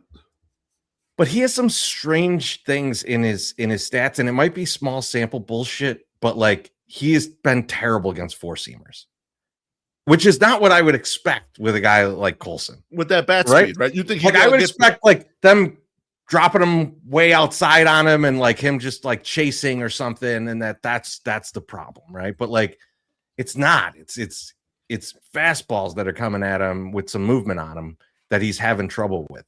And so like what I'm really wondering about with Colson is like when we start to see full season Colson, how cold are the cold streaks? That's really what I'm going to be paying attention to. Right. Because home runs cure a lot. Right. And I'm a big hit some motherfucking home runs and I'll forgive you. For sure. But like if he gets into a rut where he's just like they're just feeding him like fastballs with movement and he's not hitting them, it's gonna get rough. So I want to see more of him in that side. With Vargas, it's almost the opposite. It's almost the exact opposite. Breaking balls, he's like fucking Pedro Serrano this year. He's a little silly on those. Despite how good his chart looks, he's hitting breaking ball looks a little goofy. Yeah. He's hitting 80 against breaking balls. So and again, these are small samples. That's why I just want to give it more time. One of the things, Beef, we talked about is like him turning doubles into home runs. Yep. That is starting to show. That's looking, but it's so early in the season that it's tough for me to make a decisive call on this when I know there's some little fractures underneath that, like, if they start pitching to him differently, that it could be a problem. But I do want to ask you a question on this because I think something that's new in the game and that I talked about a little bit when in one of our first episodes of this season, but from the defensive side, is ABS. And now from the defensive side, I was like, could a catcher like Edgar Carroll, who doesn't have a lot of good, defensive metrics, could he gain a new defensive metric by being really good at combating these and challenging these pitches? With hitters, I'm wondering if a guy like Vargas, who would prefer to just crush fastballs if he could, even though last year he was fine against breaking balls, so this is kind of a newer thing. Not even out. And it could, but I'm wondering if guys like that who are not great against breaking balls will get new life in this ABS era because they're one of the best hitters on the team. They're the power guy. They're allowed to challenge. And these fringe balls that like are, ball or strike, and it's the umpire's decision. It's been the umpire's decision forever. Now it's not. And like, can they be more selective? Can they go like, I'm just not going to swing at this shit. If I see this ball spinning, I'm not going to touch it. And a little challenge and I'm good.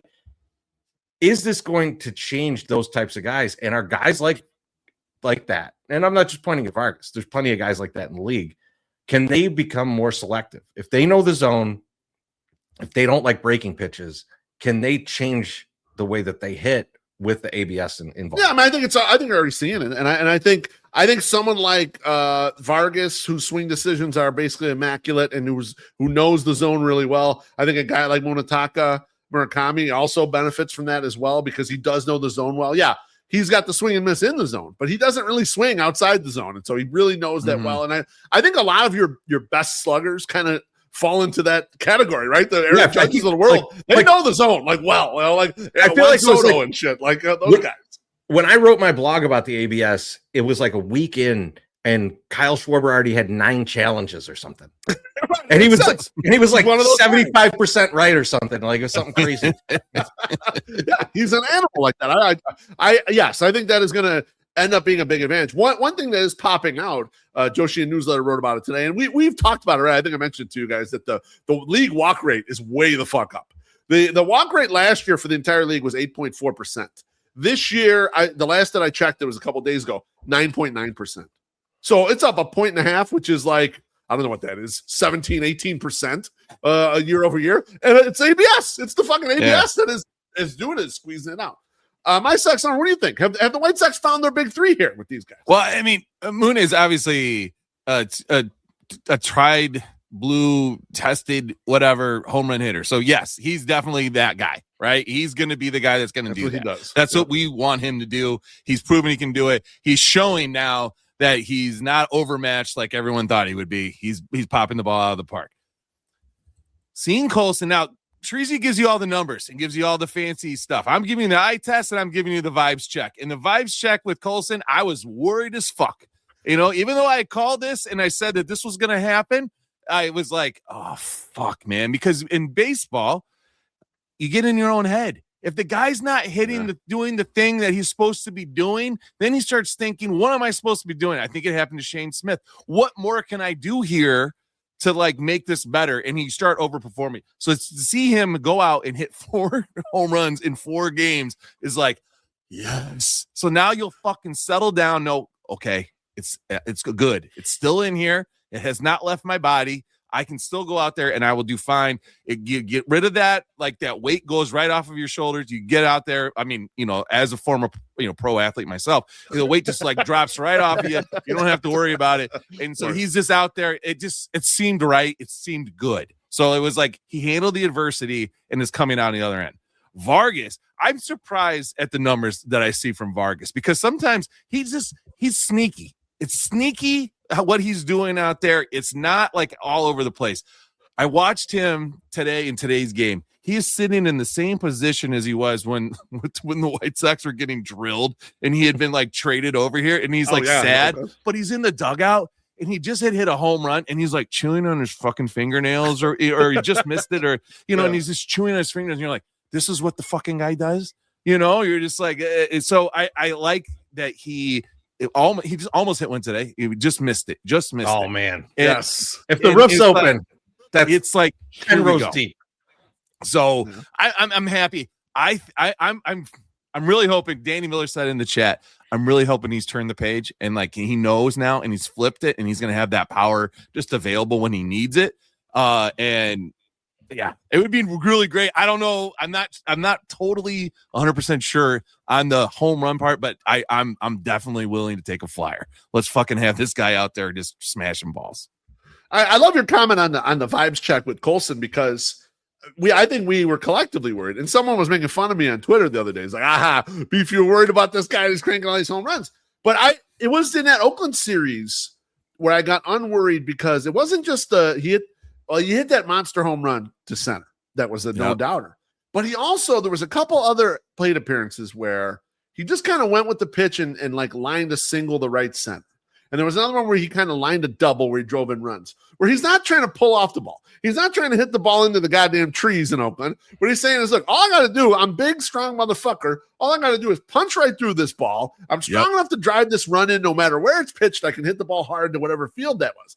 And I feel like Ian Eskridge has brought this up to me many times that like when Colson's struggling, he's trying to pull off everything. When he's not struggling, he stays with things. He stays even keel. And those pull home runs will come when he gets inside pitches. But he's good at punching the ball kind of back up the middle and kind of the right center. And he started doing that a little more in Oakland. He did a little bit in Arizona. So exciting to see. And then once he starts doing that, there's the power. The power just comes in avalanches, and he just becomes such a sexy player. People on the internet, when we were talking about him earlier today, a lot of people have jumped on the bandwagon that don't move Colson Montgomery from shortstop. Let someone come and be better than him and push him out shortstop because he's so goddamn good. And I was looking at Baseball Savant earlier today, and his fielding runs value was 3 already at shortstop. Okay, he's killing it on defense as well. So, like, I think that a lot of the Colson Montgomery as a third baseman or as a first baseman, chill the fuck out. All right, let the 6'4" guy be the shortstop, and let's see if any of these motherfuckers can come and unseat him. That's what I want to see first. Before we do that, especially defensively. Let those guys play third base. Those guys play third base, exactly. Now, one tangential point here I wanted to make with regards to this big three. I was thinking about this big three. How did the White Sox acquire these 3 guys here? I consider them our big 3 right now. I know, Teresa, you want to see a little more, and MSS, you probably want to see a little more from Vargas, but yeah, just a little more from Vargas for the power numbers for the power numbers. Sure, absolutely understood. So, Getz, we know famously got Mune depressed contract, 2 years, $34 million. We weren't even in the talks for it, and then all of a sudden he swooped in and got him. Colson Montgomery was a 22nd overall pick. He was from a cold weather state, which doesn't really happen that much. He was an old high school player, 19 already as a high school senior. Those guys usually don't get drafted that high either. And I want to know what teachers he was fucking. I don't want him to get in trouble until his playing career's over. All right, let's make those abused by them teachers. I don't want to hear about all that shit. He was basically cooked, though. He was barbecued. He was finished until they got the hitting guru to work with him, rework his goddamn swing, and make him become a guy again. That's amazing. And then Miguel Vargas, they traded goofy ass fucking Michael Kopech, who's not even playing right now, and Eric Fenn, who is waiver bait basically. We're gonna be off this roster shortly. So when I was looking at the way our 3 kind of best players were acquired, very funnily, people wanted to fire Chris Getz like 2 weeks ago. Should people start doing a 180 on this a little bit? Like, maybe this is not that bad of a guy building a roster. It's not complete yet. But, like, you kind of got these things in fringy way. We're going to talk about another real fringy guy next that might be becoming a guy. It's interesting how the roster came together, Trezo. Can I say maybe just take some time and watch what happens? Maybe make it. Like, they're not going to what happens. They're not going to fire him mid-season this year. So don't jump to that conclusion. Right. And certainly don't jump to the conclusion of, like, it's fixed. We're good. Like, no, not even close. This is the buds of a possible good team is all this is, right? The best way to look at this is to go every Thursday. I'm going to tune into the From the 108 podcast and watch what these idiots have to say about it. And we'll take you along the journey. That's the best way to handle this. Don't jump to the conclusion of fire or make him God status like Ben Johnson.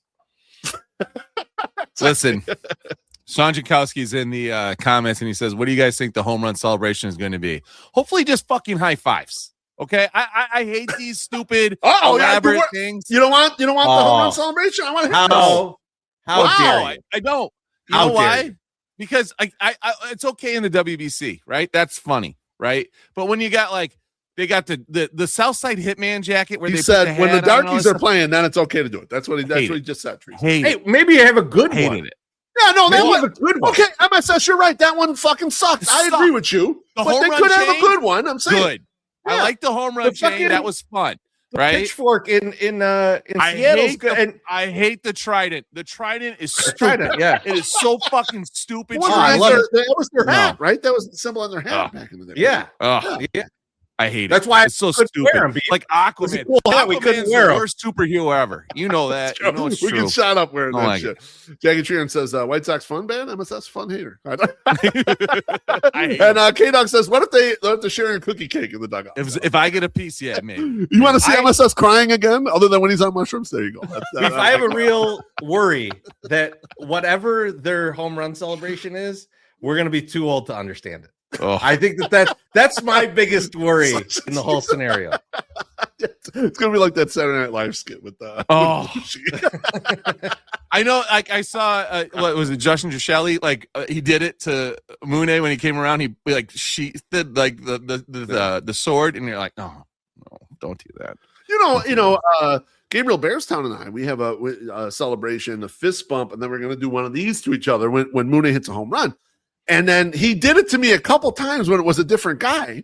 And I'm like, Gabriel, we don't want to do it. And then I think we forgot when Mune hit his home run. I don't think we fist bumped and we didn't fucking do the thing. I was like, so we're way all off. I got to get with Gabriel this weekend. We got to figure our shit out. We got to get our celebration down. So even our celebration stinks right now. We got to rework the thing. All right, guys, let's move off these guys. I have a question for Treasy because I've anointed him this guy, his guy. And before the season, we talked a lot about the outfield chaos. And I was in favor of the outfield chaos in general. I think the White Sox are in a position right now where you want to try to pan some gold out of guys that are out of options, some post-type prospects. You got to bring those kind of guys in there, ones that you like, and give them some run because you have the opportunity to give guys run right now. And the guy who right now is just absolutely crushing it is Everson Pereira. Treasy, what happens if Everson Pereira is, quote-unquote, a guy? Yeah, I had opened up another planner to talk about this because he is my lunch. I'm owning this one.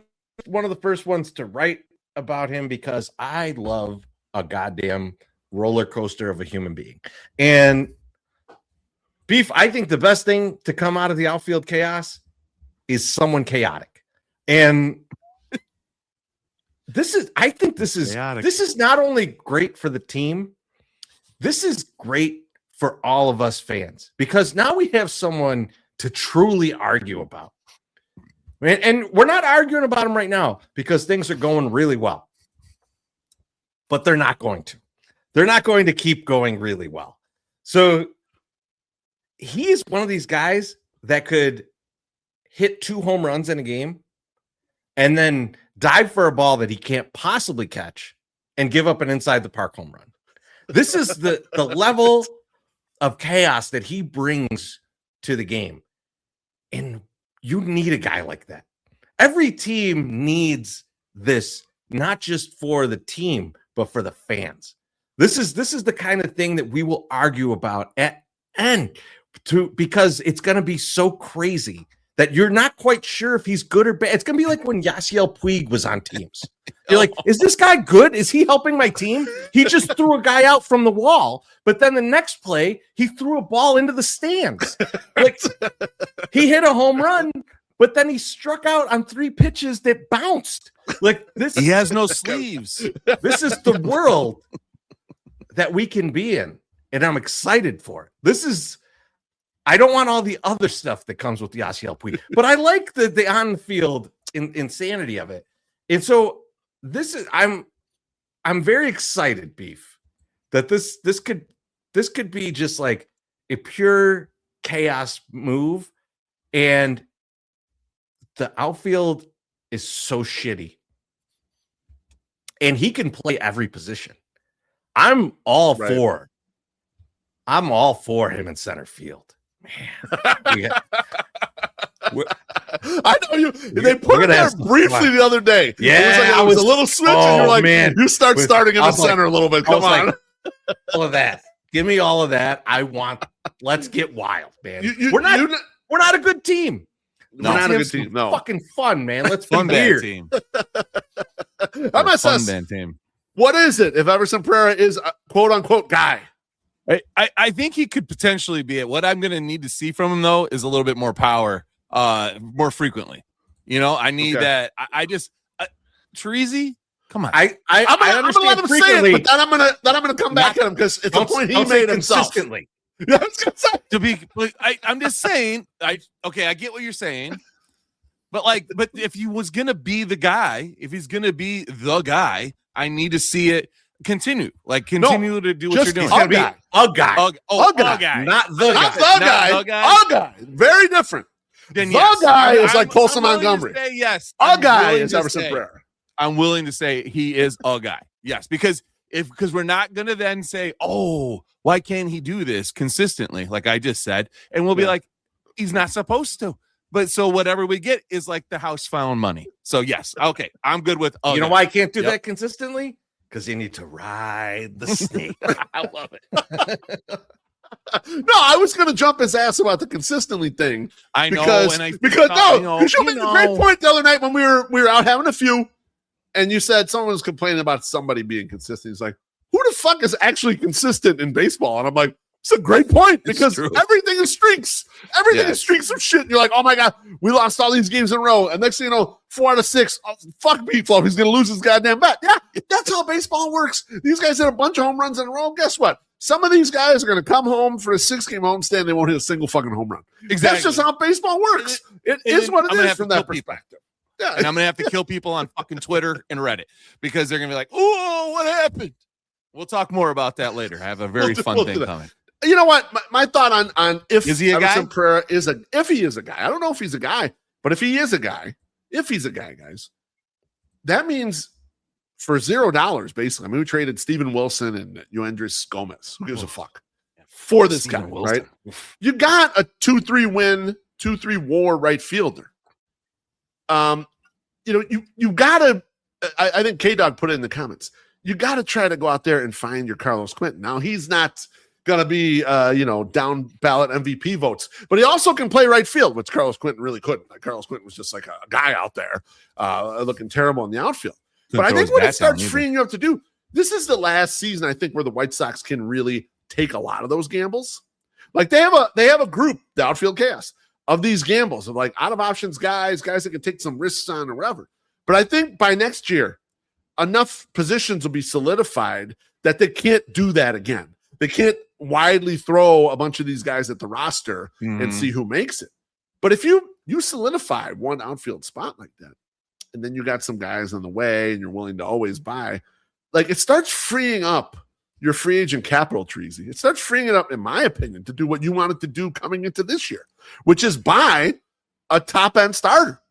Yeah. You're not going to get Tarek Skubal in next offseason, but is there any reason you can't get Freddie Peralta or can't get Joe Ryan? Or if you want to go further down and get an older guy who you're not going to sign to as long of a contract, a Kevin Gossman or whatever, and protect the young starting pitchers. No reason you can't do that. Right. And so instead of spending $15, $17, $20 million on a starting right fielder or left fielder or whatever you're going to need to do to get a competent guy there, if Everson Pereira is that guy, shift that fucking money over and buy one of those good starters and bring their asses here. And that's your John Lester. When the Cubs were competing, they brought Lester in before they were ready, allegedly, and it went from there. And like, so there you can start opening yourself up if you can secure a guy like this. So if he's a guy, it really opens a lot of possibilities for this thing and starts solidifying some stuff faster than you would have thought. We didn't think we had an outfielder, right? We were sitting around, everyone's been hoping and praying for a Braden Montgomery to show up. But what if this guy's just like kind of decent and he should be out there every day? That's a huge find. And then you put Braden somewhere else in the outfield, or you say Pereira, you move to a different position. You move to left, or how about center? But it opens up a lot of options for you. Go ahead, get the one. You think this one? I like this one. Matty Mitch says Everson has, at the very least, deserves regular at bats for the rest of the season. Oh yeah. And he wants no more chaos next year. I agree 100%. Yeah, I think the chaos will be over, man. Especially if Everson Pereira, if he ends the season, let's say he gets 500 plate appearances, he ends the season, 105, 110 WRC plus with 20 plus homers, decent in right field. He's got the spot. That's his position. He's got an outfield position somewhere in that roster in 2027. Locked in, motherfucker, because he's got a lot of service time available to him. No options, but they can keep him cheaply for a while. That would be a big. He will certainly give you at least 4 or 5 in that time. Why the fuck did he throw the ball there? It just comes. It's part of the product. It's a feature, not a bug. I feel like he was on the IL for like 32 seconds too. They're like, "Oh, he's fucking hurt," and he's then a quick healer. Oh, he's back, and you're like, "Okay, great. This seems like a good thing. It's different than the last few times." Now, speaking of things, let's get that drink. Yeah, this drink from Jay Zell. Jay Zell's on Twitter now. Jay Zell's on Twitter. Oh shit! I'm following. I might have to get off. You Twitter. Better follow me, Jay Zell. I haven't got to follow yet. We'll see. I got to follow. I'm in Jay Zell business. God damn it, Jay Zell. Should we trade Mune for relief pitching? No. I hate to make the same mistake we did with La Pantera, TA7, and Yerman. Run it up on him. No. You fucking dick. You know what? Great question. Giselle, you know what? I'm gonna be with you just a little bit on this. I think no on trading him, but also no on making him a fucking sandwich just yet. All right, let's calm down. Throw the burger off a little bit. Cheers, Giselle. All right, let's shift to a guy who is not doing particularly well right now. Is there another one? And that is Anthony K. Anthony K. Lately, boys, struggling his ass off. If we're being honest, he's pitched 21 innings this year. He's averaging 5.5 Ks per 9, which is very low, not great. And now he's averaging 5 walks per 9 innings. That's pretty bad. DRA 557. FIP is 652. My question for you guys is, how short is Anthony K's leash on a rotation spot my Sox summer? I think it's like starting to look like a noose. Okay, that's how short it is. It's not long. And I was perusing Reddit, and what somebody said, Anthony K hates it here, and in my brain kind of blew up a little bit because I'm like, listen, if you fucking hate it here, you got to go out there and pitch your ass off to get the fuck out of here. That's how you're going to get traded. Like, you're not going to go anywhere sucking, in Chicago. So if you have a piss poor attitude and you're out there, so I don't buy the Reddit theory that he doesn't like it. I just don't think he's sunk into where like this yet, or maybe he's not going to, but it doesn't look good. And it's not fun to watch. And so, yeah, maybe this experiment, bringing somebody back from overseas the second time around, did not work. This is not working. Potentially. Treasy, what do you think? How short is the leash here for Anthony K? I think there's a lot of leash. Okay. All right, let's hear it. I think with a 2-year deal with an option, meaning, so there's a mutual option at the end of this deal, which is basically a $2 million buyout, because mutual options never happen. They never get picked up. Yeah. No one's like, I did really well this year, I'm going to stick with this team. and the team is never like, oh, this guy did really shitty this year, but hey, let's give me some money. Him. So there's just that third year is just $2 million out the door. We can forget about that. We don't worry about that. But this year and next year, $5 million a year. You see the Sox as a team that's just going to give up on that? I don't see that. I think they made a commitment here. I think they see something that they like. Now, what I do believe is going to happen now is a lot of openers in front of Anthony K. And I'm wondering, because I don't know this, I'm wondering what the most different starting pitchers, the count of different starting pitchers in a season has been for a team. What's the max? What's the highest amount of starting pitchers ever? Because the way that the White Sox are cycling through motherfuckers right now, if they start putting a right-handed opener in front of him and just random ass dudes that they're picking up,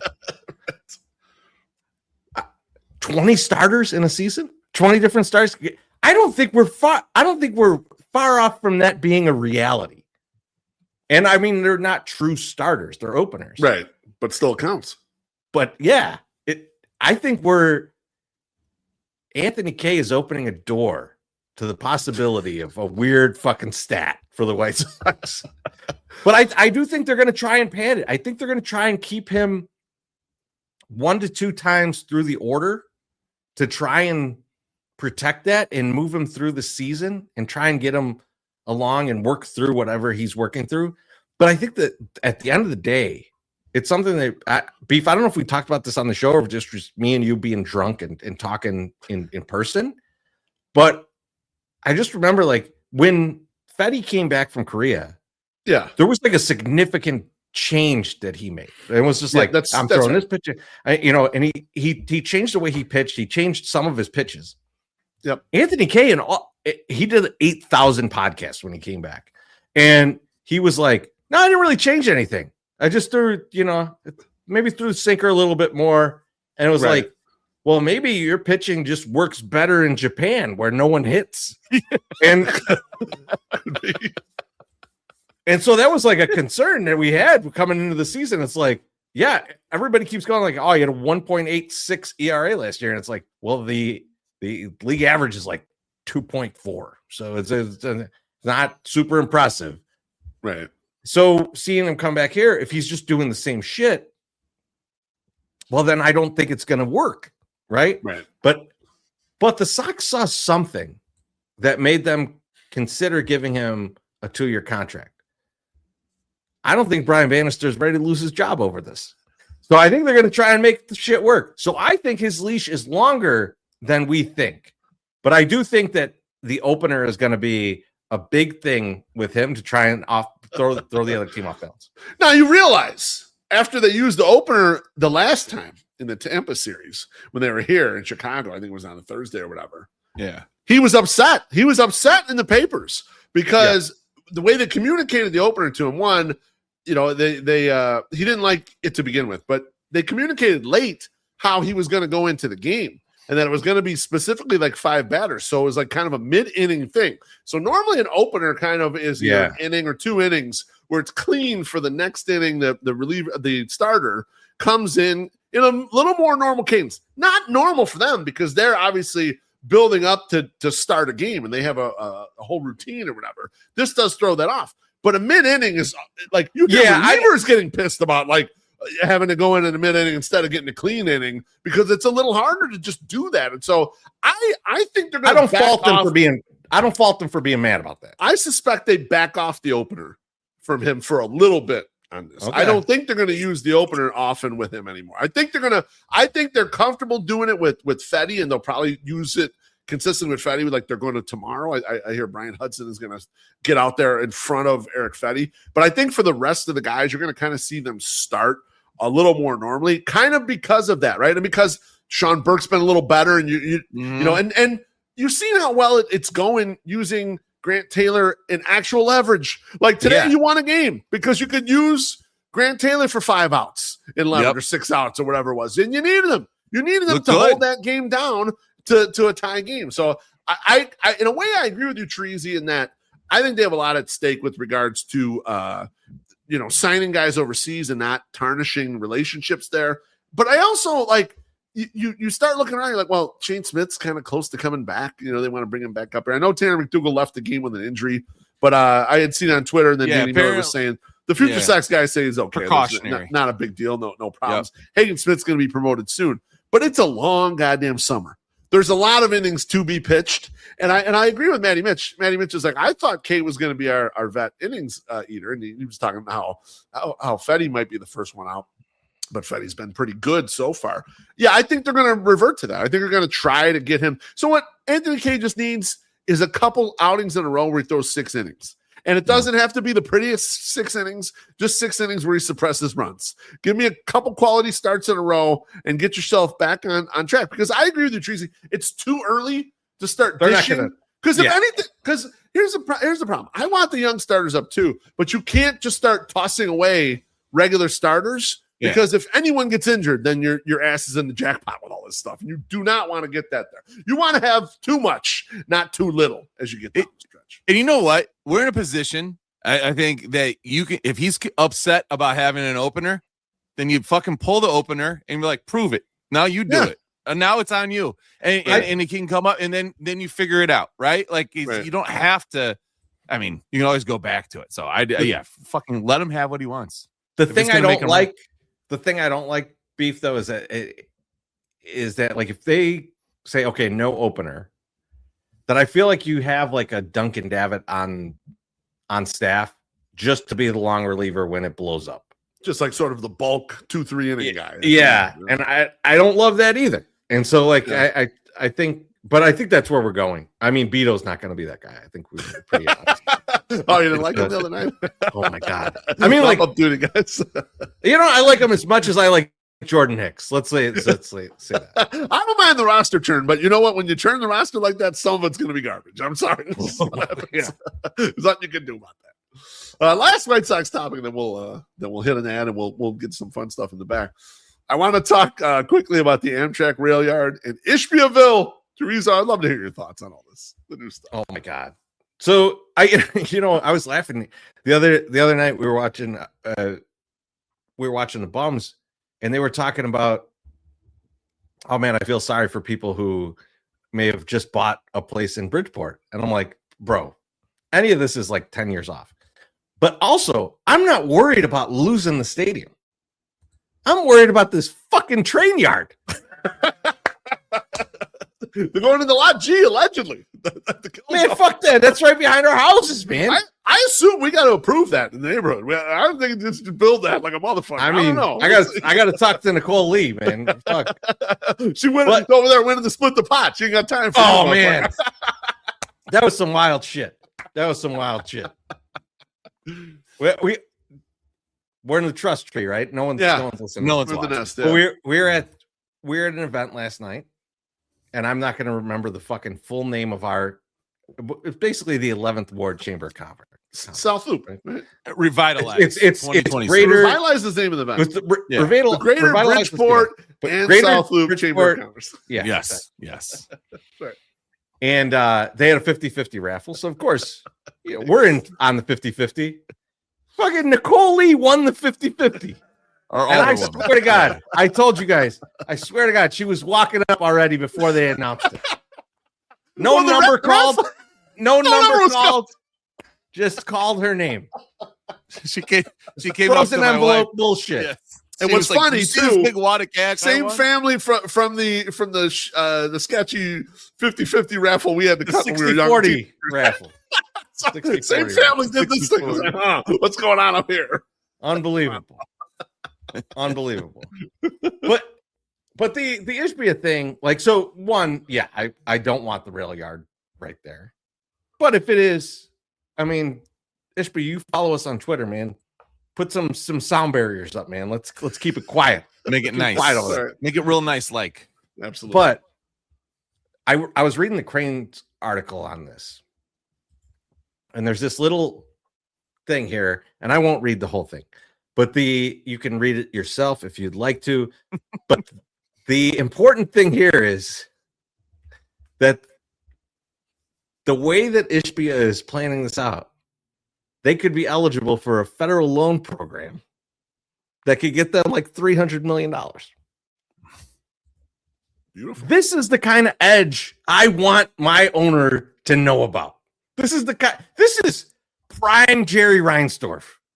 Like he would be in on these deals. Not current Jerry Reinsdorf. Prime Jerry Reinsdorf. There's a difference. Yep. And Ishbia is angle shooting on this shit, going like, yeah, I'll work with the railroads, because you know why? Because there's a boatload of money that's way easier to get to than going, hey, state, give me all this money that you don't. Right. Yes. Exactly. This is the kind of mind we need. This is the kind of guy we need to go like, you know what? I'm going to do things different here. I'm going to make some changes. I'm going to do this thing. And you know what? He is going to hold you in the fucking park for a rain delay too, because he knows that's how to make money. And if you don't believe it, you don't know what the world is, man. You don't know about billionaires. But that's correct. But this I love. This is the kind of thing where it's like, okay, this guy's an angle shooter. He knows how to do these things. He has access to information that we don't have information.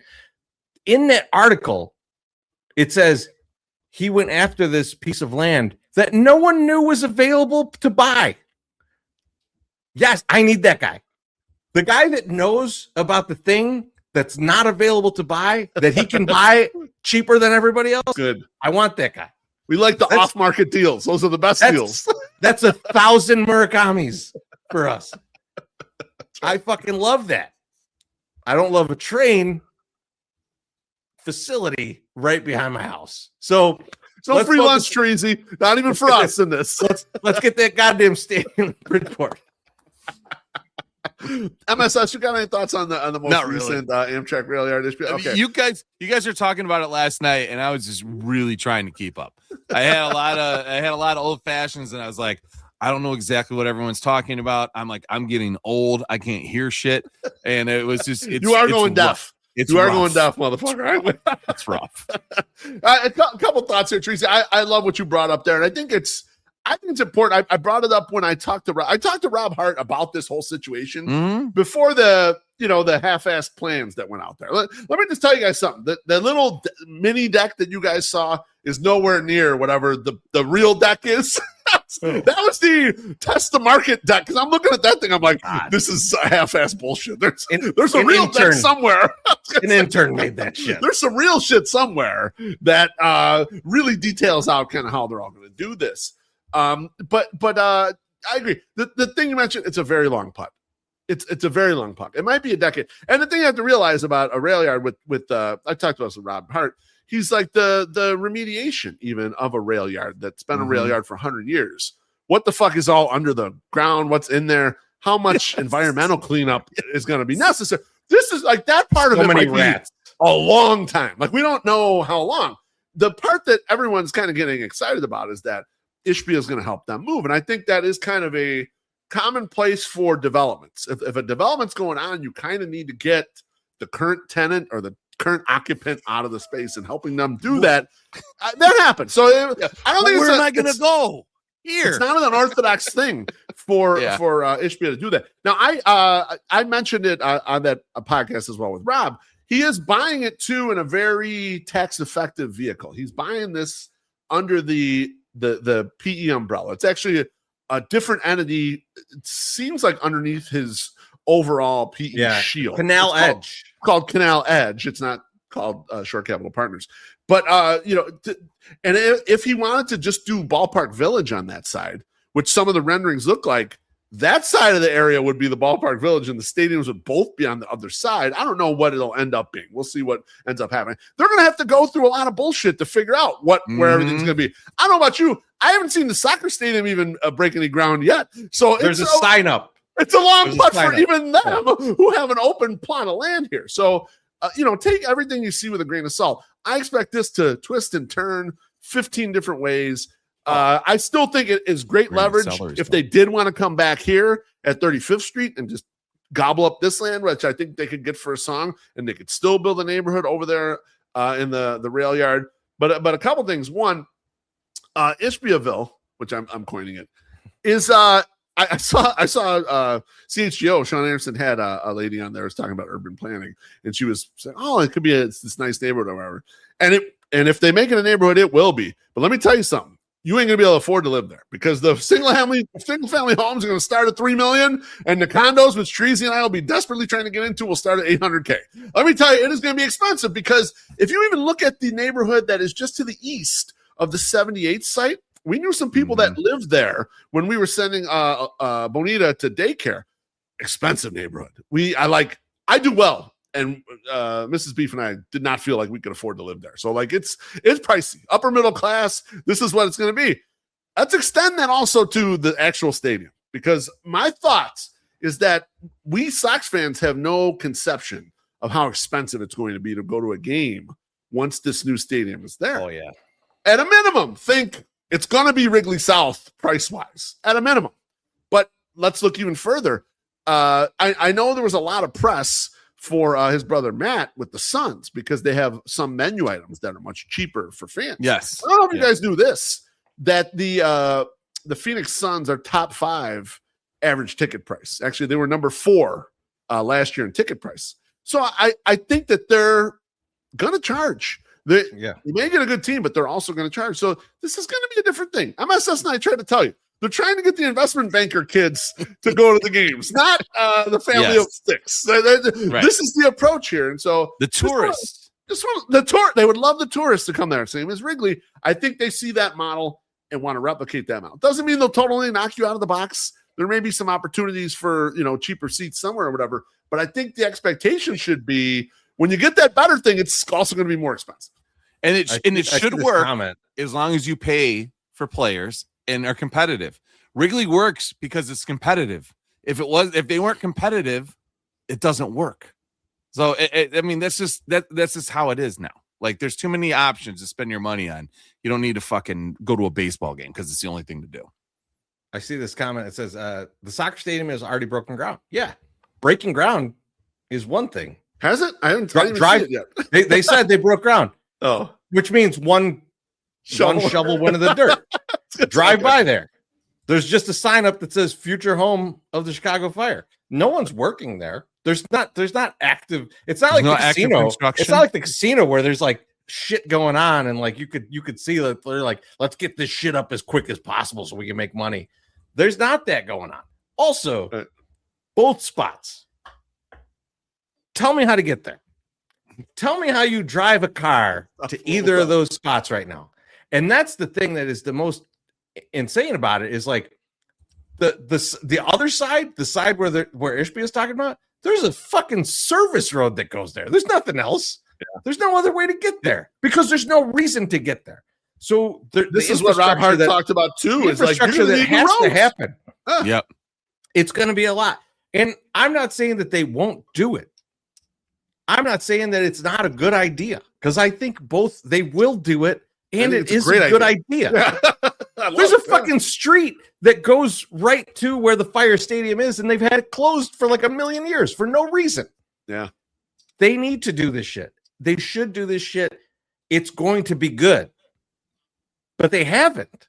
So the timeline on it is large. It's a long time before this shit can happen. You know, so like I think we're not poo-pooing the idea. No, we're just saying like you're talking for the soccer stadium, I would guess 5 years because of the work that's going to need to go in. For the baseball stadium, I'd say 10. The one thing I will say, once they start digging this shit up, once they start remediating it, you should not shop at Whole Foods over there anymore. There's going to be so many rats, so many rats in that place. Holy fuck. That's fucking amazing. And not those healthy organic rats. Yeah, good south side rats, not those dirty north side Cub Stadium rats. Dirty bitch ones. Big D says soccer stadium done by 2028. Okay, we'll see. Let's see it. I'm looking forward to it. You know, put your bets down. Put your bets down now. It's a soccer stadium for ants. It's done. That's all I got on baseball, boys. Sweet. Pay some bills though. All right.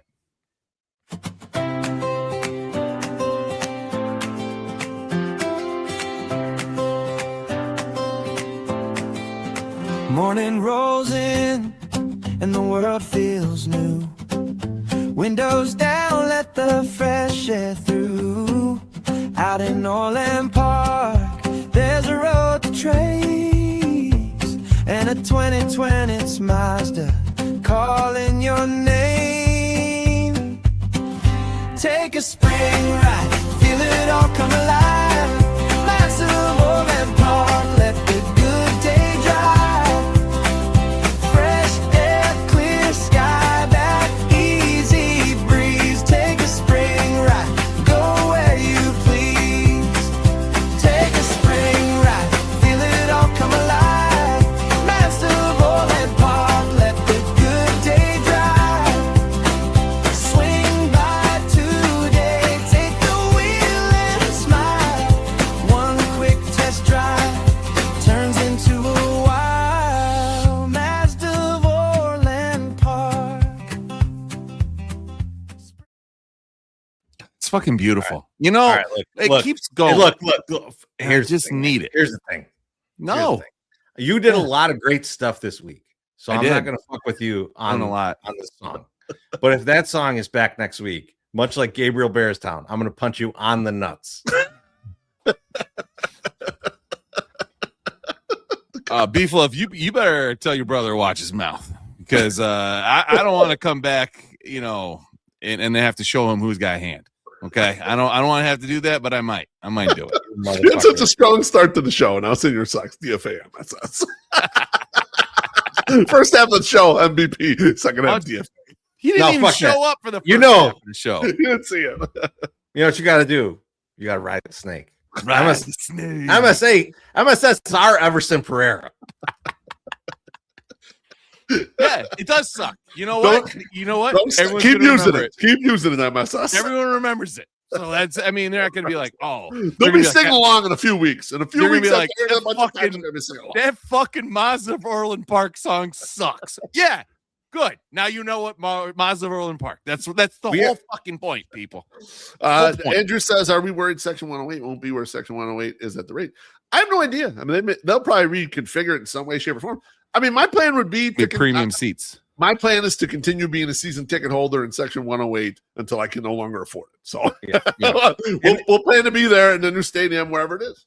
And if we're safely behind a net when Murakami's up after his 10-year deal that he signs, we're fine with that. Now, if Unc Ishbia, who's basically our age, if Unc Ishbia would like to give us a little, discount in the new stadium, it would be much appreciated. I can't wait. I can't wait till the presser. We're really need these guys in the 108, so we are going to comp their tickets until they die. I want to double back. The drinking guy looks half dead. I don't want it to sound like we were negative on the new stadium. We are absolutely not. And although we are like the ones, since we live in Bridgeport and can walk to the game right now, we're kind of the ones who get the worst of it for the new stadium. It's no problem. We'll get in the fucking Uber together and go down there. Or actually, we'll probably live down there by then, Teresa. We'll just move us. We'll just move there by then, and I'll still walk to the game. I mean, I love Bridgeport, but I'll fucking move. That's still within the greater Bridgeport and South Loop Chamber of Commerce area. Yes, that's correct. I'll be an empty nester by then. Mrs. Beef and I already talked. No, all I want to do is I think everyone else is kind of giving you a lot of real pie in the sky shit. We're just trying to keep it real with you guys. We're trying to keep real everything. Let's get a wide view and look at everything. That's why I talked to Rob Hart about it. That's why we wanted to mention many things to you. And Teresa will have a great point for you. Like Ishbia thinking about this shit, trying to get this federal money. God, look, we want a smart owner looking for all that shit. We need that. Him having a real next best alternative, as opposed to like this current regime going like Nashville, which no one on earth would believe. Yeah, correct. The league's gonna go like, leave Chicago, go to Nashville. Get the fuck out of here. The rest of the owners are gonna be like, what are you talking about? We're not doing that. And so him having a real alternative, that's how you negotiate. Next best alternative negotiation. Yes. It's tried and true. I'm in favor of all this stuff, but we just need to bring up things that everyone else who's just throwing bouquets right now, we need to bring it back down so you can see everything. So that's all. But guys, now we're going to get away from some serious baseball talk. We're going to get away from some serious Ishbia talk. We're going to get into last call. Beef, what do you got for last call? Fuck, man. This. Yeah, no, that's how I feel. I actually feel about that right now. I feel like I'm gonna start getting into this, and you guys are gonna be like, "Oh no, I can't help it. I can't help it." I'm 4 of these weird beers in. I'm good. I'm on peach tea and vodka, which is delicious from Surfside. Peach tea, yeah. I thought you said PHP.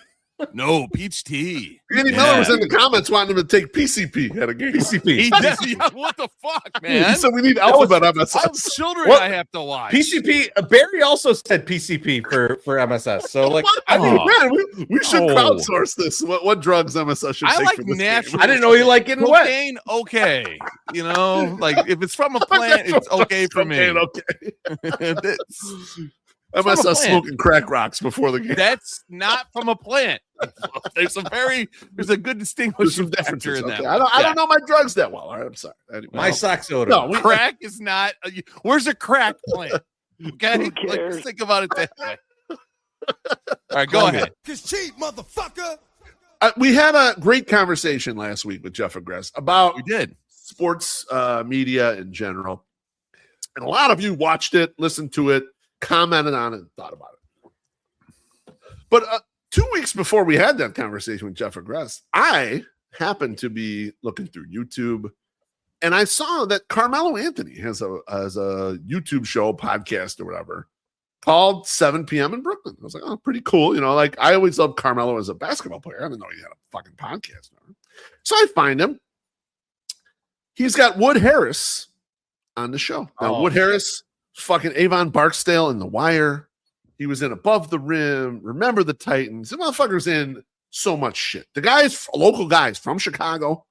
He went 3 years of high school. He went to St. Joe's, Chorizo.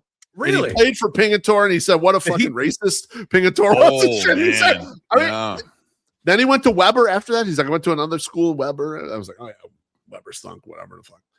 But like he bald. He's from our area. One of the most famous actors from Chicago, in my opinion. A terrific actor. I love everything I've ever seen him in.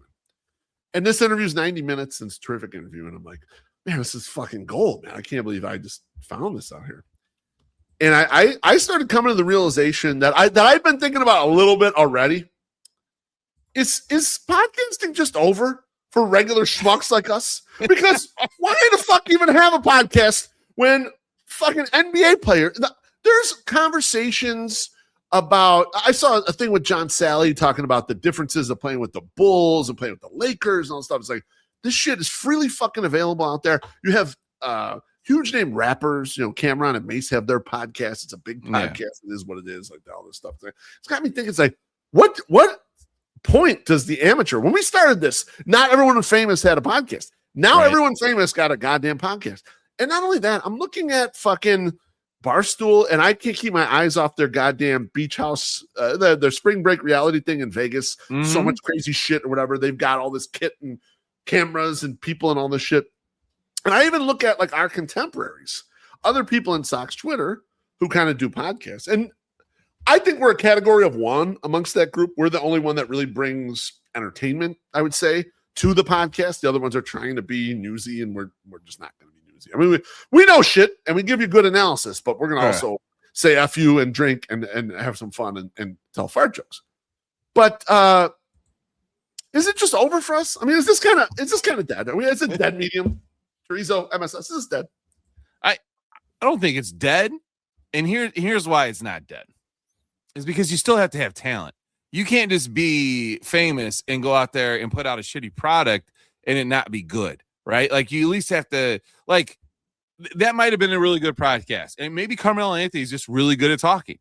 People that like kind of are good at certain things, like know how to talk, like they have an aura, they can talk. And if they're generally interested in something that they're hearing, it's usually they can put out a good product. But there are people that are just because they're famous doesn't mean they put out something good, right? Like, true. Like, true. I don't know. They're like the Hawk Tua girl. I think she had a podcast for a minute. I don't see her anymore. Well, that went a different way. There. Well, okay, maybe don't scam people on a. I was gonna say maybe Taylor Mathis had a similar issue. Put a coin. We should make a coin. I'm saying maybe the coin, a meme coin. Maybe the meme coins will save us. And like keep us in business because you guys BWC coin.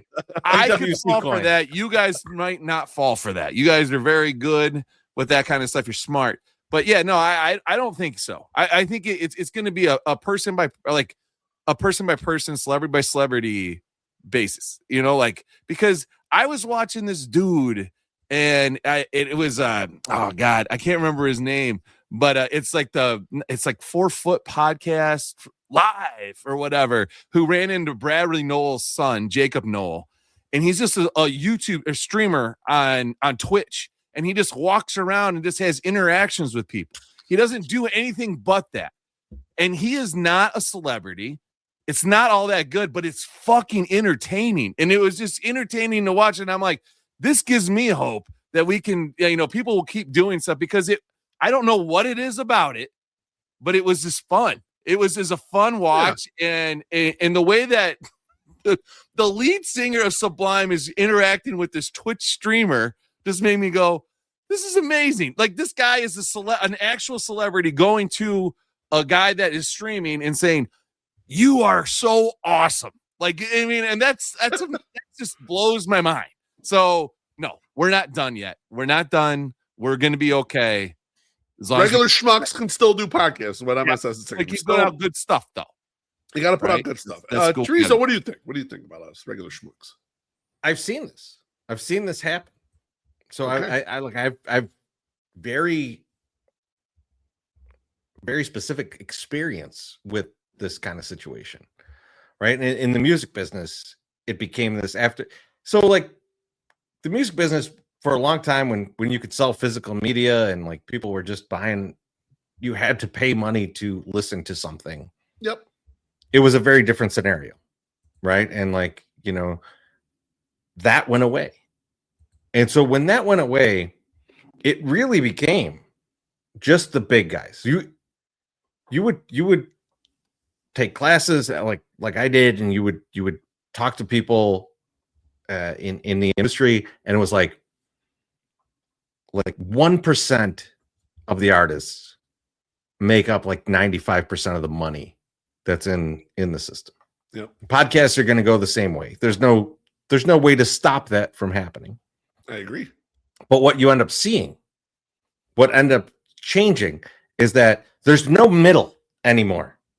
There's no like just like the average Joe that makes money touring and doing it on their own. That starts to erode. But the very niche, very specific things still exist. And so it becomes you encapsulate yourself much more into like, this is the specific thing that is going to be important. And there is a fan base for this. I'll never forget being at a conference for it was a distributor called Ryko, and one of the labels there, they had King Crimson.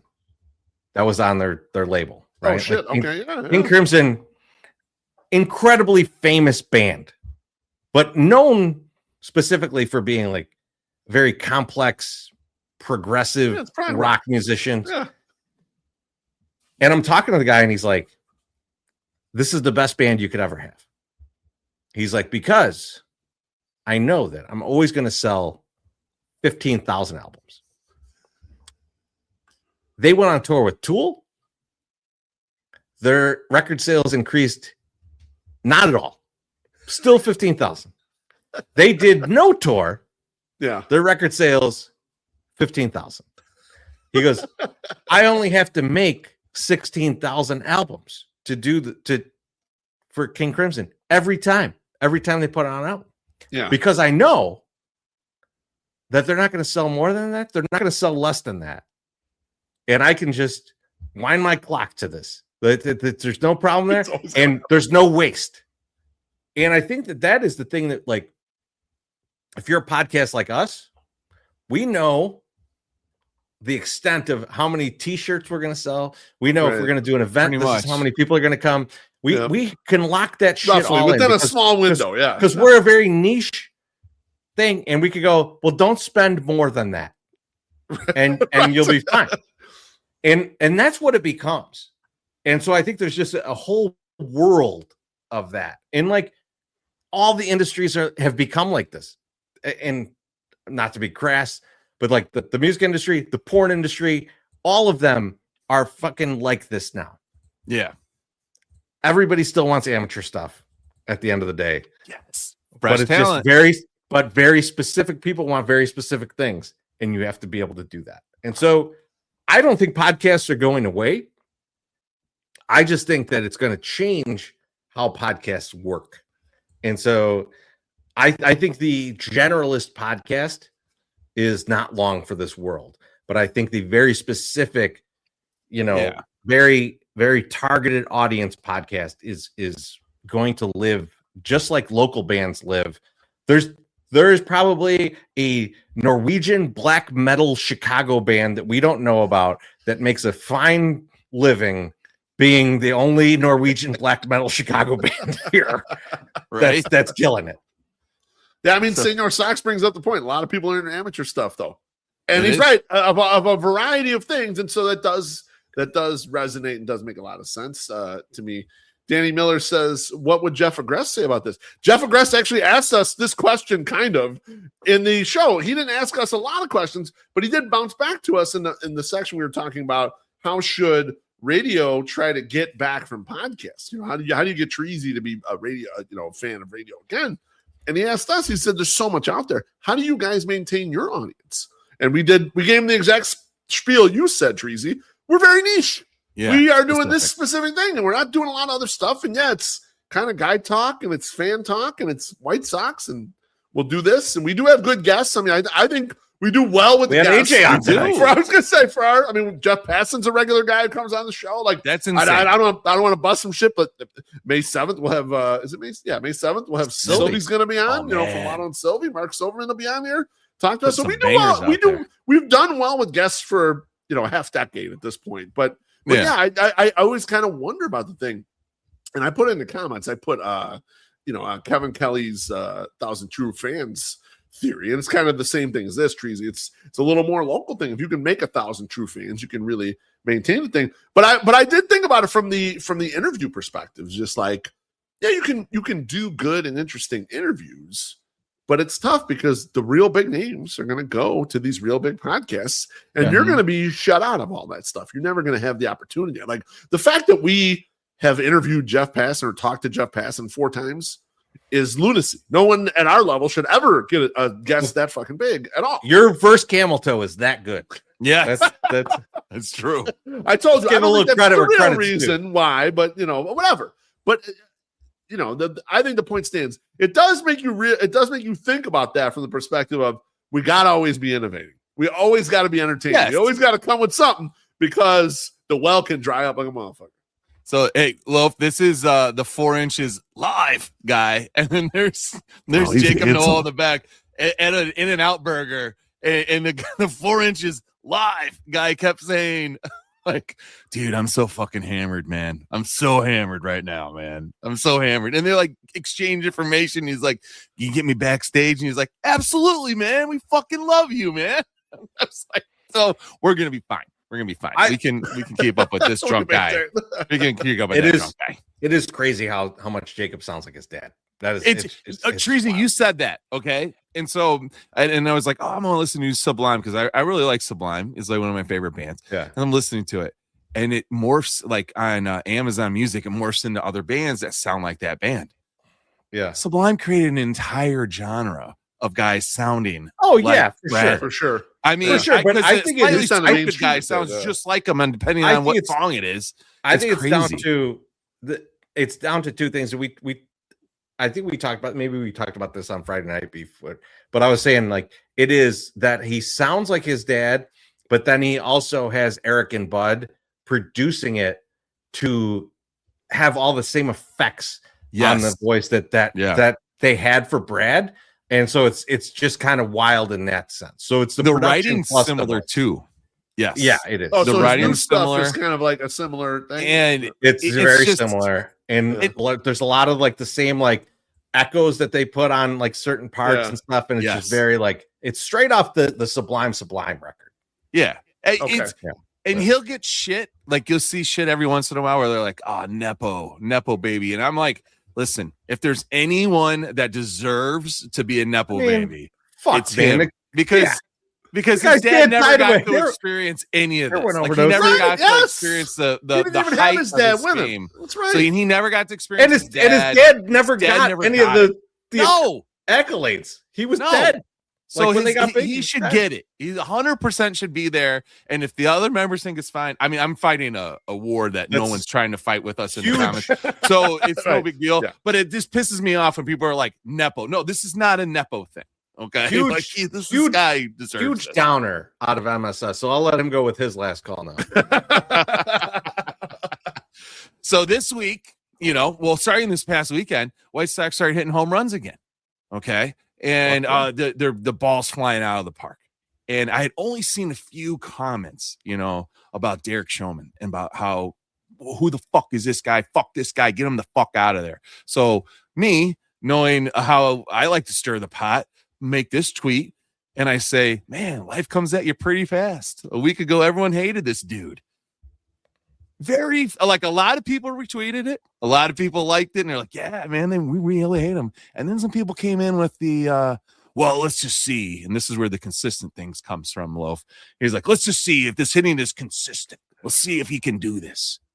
I'm still not sold yet. And then they continue to hit home runs. People, we got to wait and see. And this is just one thing that pisses me off about covering sports and like whatever we do here. Right. Yeah. In general, is that people will do anything in the world but blame the athlete for fucking up. Like the hitting coach, he's the problem. He's the reason they're not hitting. But as soon as they start hitting, that player, he finally figured it out, and he's just hitting really good. He's not good enough to like get the credit for the success, but he can definitely take all the credit for failing. So with Derek Showman, I feel bad for him because, here now his shit potentially might be working, or the player's just doing it, or are we just grossly overestimating how much a hitting coach matters in the MLB? Chorizo. That's probably the case. But what's interesting here is that we've got a Rick Hahn, Kenny Williams situation again. So whenever the team's gonna do poorly at hitting, when they fuck up, it's Derek Showman's fault. Yep. But when it gets good and they're like, oh, all this shit's going well, isn't it great having Ryan Fuller?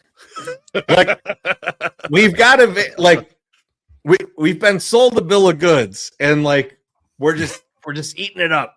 And I think it's very similar, because all I heard all offseason was how great Ryan Fuller had been for Colson Montgomery.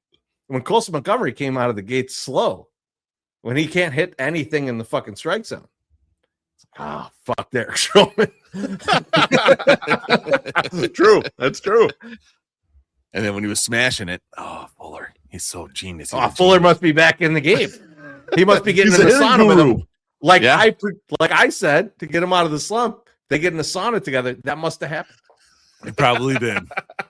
Loaf, No, any thoughts? Yeah, what it is, it's a psychological profile here, MSS, of what it is. It's why you blame the manager, you blame whatever, but you don't blame the players, because this is what people do in their jobs every day. When they fuck up, they blame the boss. It was my manager's fault. It was the boss's fault. It's the owner's fault. Couldn't be my fault that I fucked up in my fucking job. Right. I know personally for me, I've fucked up a fair amount over the 25 years I've been an accountant. Very rarely has it been the partner's fault, the boss's fault, my manager's fault. It's usually my dumb fault that I fucked up. I knew what I should have done. I did a wrong thing, and it was a mistake. I screwed it up. But it is funny, the impulse, because people don't want to. They don't want to take on. I made a mistake there. I screwed that. Got to be someone else's fault. Someone else's. I got unlucky. Someone else's fault. The credit, though, that goes to me. I get all the credit. There's never. I got super lucky. I remember I told Treasy I got super lucky to have the job I have right now, because in my previous job, there was a specific thing that my boss did not want to meet with the CFO on. So she sent my dumbass to meet with the guy, right? I'm way too low of a level to do this. I'm like, well, here's my chance. Let's see how it goes, And I did fine, and the guy really liked me, and he got comfortable meeting with me. And so I got a promotion at that place, and, this was later on, obviously, and it couldn't hurt that the boss, and then when everyone was let go, the boss put in a good word for me at this place. And I've been at this place 15 years. Sometimes you just get absolutely lucky, and it has very little to do with anything else other than, well, you took advantage of a good spot you got in there. That's pure fucking luck. I'm not excellent at what I do. Just got lucky. Most people don't sit around and recognize all that shit. It's someone else's fault, but the credit's mine. Right. Or they'll this segment of what they believe and say, well, I don't like this part, but I like this part, right? Like the Jason Benetti things, Brooks Boyer is a dipshit thing, which I get in trouble with all the time. Is like, I fucking hate Brooks Boyer. Who do you think brought him in there? I hope he's gone. It's like, who do you think advocated for this man and got him the job that you like him for? Brooks Boyer. Okay, so you're gonna cut yourself off. Like, we go back in time, but fuck Brooks, get him the fuck out. No Jason Benetti. Okay. Right. Yeah, you never get a job here. You never see him. Right. You never see him. The thing you love above all else. You never see it. The Jerry Reinsdorf. No offense. Who knows if he actually does get an MLB job at all? Right. Well, because that was the thing. You don't know that. It's not a lot of give him a jobs. shot. Jeff In Grass this last week Sox was thing? like, when he was talking about Triffin, he's like, well, Will Fleming. And I was like, well, what's Will Fleming doing right now? Exactly. There's a limited amount of jobs. Sometimes these guys don't get shit. Yeah. Which I know you love him, but I do think Will Fleming deserves a major league job, but there's just so few. It's right. It's a crapshoot if you get that or not. course. Yeah, no, for sure. So it's just keep in mind of like the good and the bad comes with everybody, right? So you can't just say oh, I like that part, but I'm not going to give them that. So that's it. That was my last call. All right, I got a little bit of different last call. So you know me, I get online, I find something, I go down a rabbit hole. Uh-oh. And I start down this rabbit hole and I posted something about it. And our buddies in the UK are like, yeah, this is fucked up. And my guy, Nick Clark, who I love. Long time guy. He messaged me. He's like, Teresi, it's fucked up. I can't even fucking tell you about it. And so he messaged me the other day. He posted towards me. Mm-hmm. And this is about terrible stadium food, especially for soccer matches. And he drops this on me. What the fuck?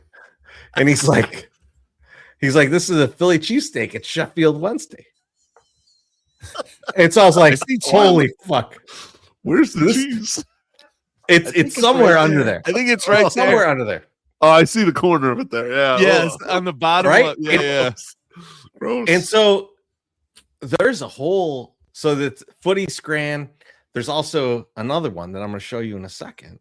Another Twitter. So Scran is a, what is Scran? Yeah, footy. I know it's like a British Scottish word for food, right? It's like let's go get some Scran.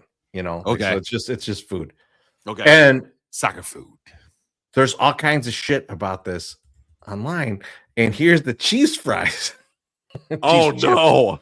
Wow. Oh no! That's no. So I just need your guys' opinions on each of these as we go. We'll just get your reaction and understand if you would eat or not eat these things. This is the weirdest smash or pass because it's all pass. Well, here's the thing about these cheese fries. Let me just stop. I'd probably eat these. Well, here's what you do, MSS. You chuck the 2 pieces of cheese and you just eat the fries. Cheese. Well, you might need it separate because it's not separately. melted in there. Yeah. So it's right. all, it's not melted. It's like here's 2 slices of cheese plus French fries. They're not cheese fries though, but you might still eat them. It just depends how drunk you are at the game. I was thinking the same thing. MSS. I was thinking I probably would still eat the fries at a minimum. Yep. Okay. Okay. So the and fries are good. Fries are good enough for you. Not a fan. How we feel about this bacon sandwich? That's a big pass for me. That like the bread doesn't even look good. The bread looks horrible. I agree. It looks like an Uncrustable with bacon in it. I like where your head was at, MSS. You're like, we might be able to salvage the bread, and then you're looking like we can't even salvage the bread. Doesn't look. We're gonna throw this to some pigeons. There's nothing. Yeah. You know me. I like my bacon a little rare. Little juicy there. That doesn't, and the bacon looks horrible. Even the bacon is in the looks in like between Canadian-ish. state where no one likes. There's like It's the not people that Chris. like it. There's the people that like it like kind of like Where no one likes floppy, it. juicy, kind That's of like how I like it. fatty. It's and like then there's people that flaccid like bacon. it crisp. This is like the middle of that. They're like, let's shoot the middle so no one likes it and put it on the worst bun that we could fucking find. 100%. Yeah. The top of the bun looks fucking disgusting. You can barely see it at the top. That looks fucking horrible. Southside Jeff T says, "Drunk me is definitely a microwave that shit." I think he's talking about the fries and the cheese fries, but Yeah. I hope at least. Oh my god. No. This might just be an uncircumcised cock. I don't even know. What do they call that? The Danny D or what? Well, how do you? What do you do with this? What do you do with this? And it's like mayo, right? What is that on the side? That's Is that mayo. mayo? I don't know. Big blob of mayo right there. Okay, first off, the lighting's horrible because this is like, look at how purple the guy's hand is. So like, it's not even really like a fair thing, right? But I think that's because Take his that watch away. is cutting off the circulation to his hand. take that away. It's Yikes. still, how you're just picking up the hot dog, dipping it in the mayo and shoving it in your mouth. Like, I don't want to see Gabriel eat this in the section. Not at all. There would be memes everywhere. I don't like it. No. John, the person who wears that watch would definitely eat that shit. Oh, you MSS, you mentioned Gabriel in this section. He had so much ketchup on him. Oh my God. Oh my Lord. And Teresa was worried that the ketchup was going to spill on Mrs. Beef's coat. So Gabriel walks over to us, and he's got a hot dog in his hand. I think there was a hot dog under there. I think it was basically just the little tray, and it's filled with fucking ketchup. And he's talking to us, and he's waving it around. And I'm like, we're gonna get doused in ketchup. I was like, Gabriel, go eat that first, buddy. Sit down and eat.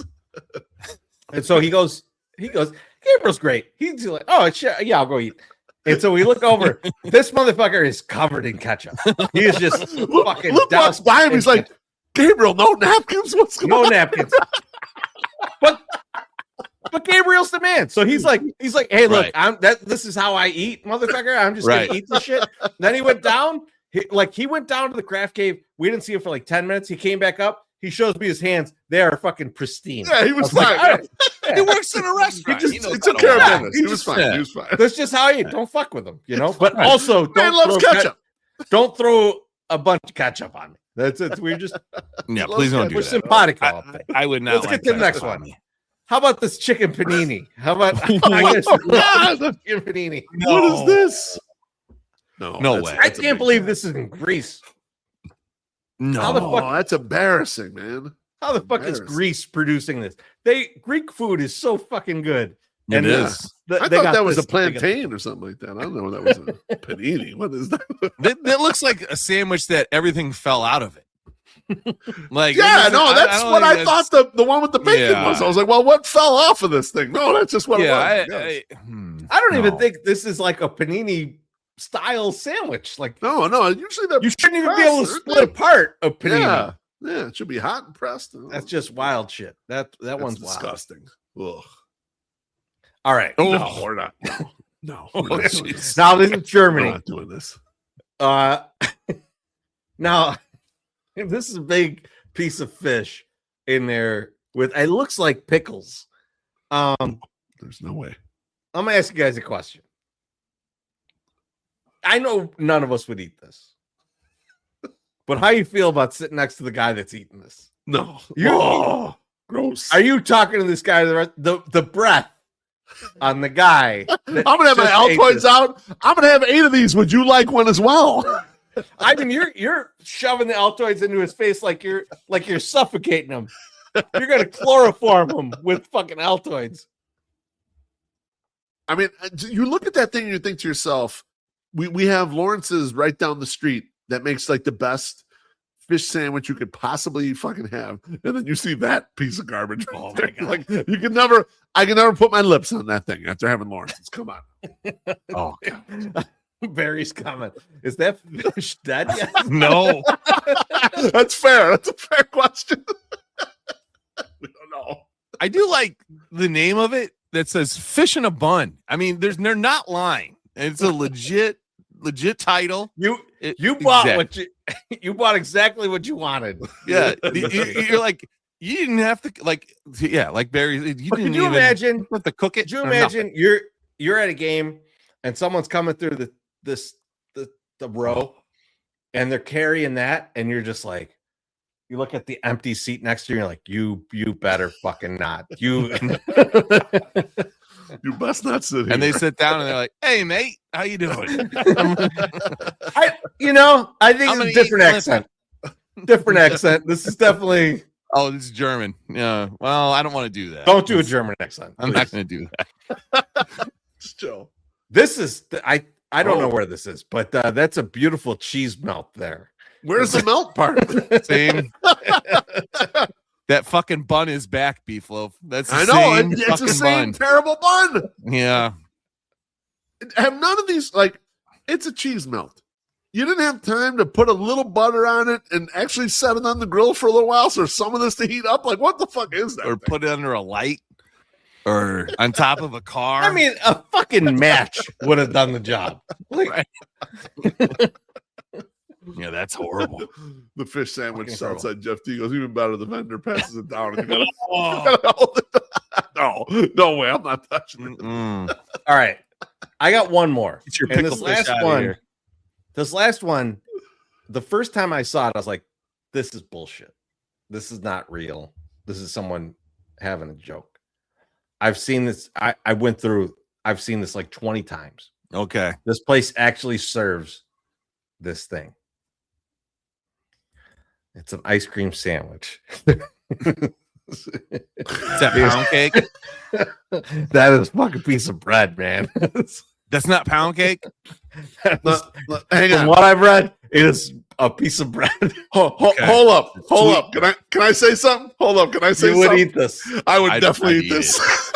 I'd eat it too. That's right there, bro. I'd eat it I would too. eat this for sure. If it's pound cake, better, but like white bread. If it was pound cake, it'd be perfect. I agree. That's a perfect. But the white bread even is a nice holder. Still good. Because for the little bit of time it takes to eat it, the normal ice cream sandwich is delicious, but you get ice cream on you because of the way it is. The white bread might help. Yeah, all his fat asses. All are the checking degenerates right are now. in on this shit. we're all like, yep. Hey, the bread will just help the fucking sticky ice cream from getting on your hand. Like that's right. perfect. Yes, It's almost it's like a holder for you. Yeah, the bread. Yep, I'm in. All my teeth. There you go. Fucking, the comments are in. The comments are in on this one. I expect HBIC to have a whole station of these next tailgate. he's scooping Neapolitan into a fucking piece He's of cutting a bread. Neapolitan box down and is putting it on 2 pieces of fucking sandwich white bread. Here you go. Boom, bitch. Eat it. Enjoy. That was my last call. Good stuff. Tremendous. We might have to go to Europe and enjoy some of this food. I'm Culinary delights, if you will. Yes. Germany first, so we can get that fish sandwich. That looked good. It can only go up from there. That's right. I'm gonna eat that fish sandwich and then kiss my suck summer. That's gonna be. That's how we do it. Just make sure you use tongue with all the pickles and the fish. Oh. So gross. Neapolitan and the hot dog bun. Now there we go. Now we're getting there, baby. Let's go. We can do this. I will say, as I was pulling these out, there were way more disgusting things, like things that I was like, "That's no, can't show you just shit." Like I was worried people were gag. Like it was like that's You should do that though. That's good. We had a man's ass on this stream. We can definitely gag some things that they eat. So, next time, boys. Next time.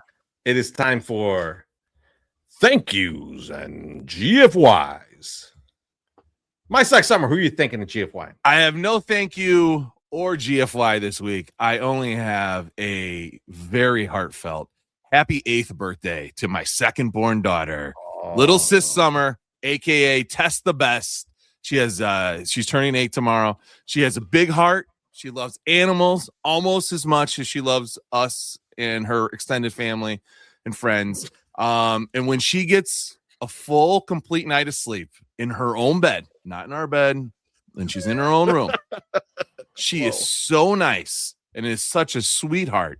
It makes me want to buy her that Pomeranian dog that she wants so bad. Oh, yeah. It really tugs at my heart because I'm like, she would love that thing so much. Like she would. Happy 8th birthday! You're getting a dog.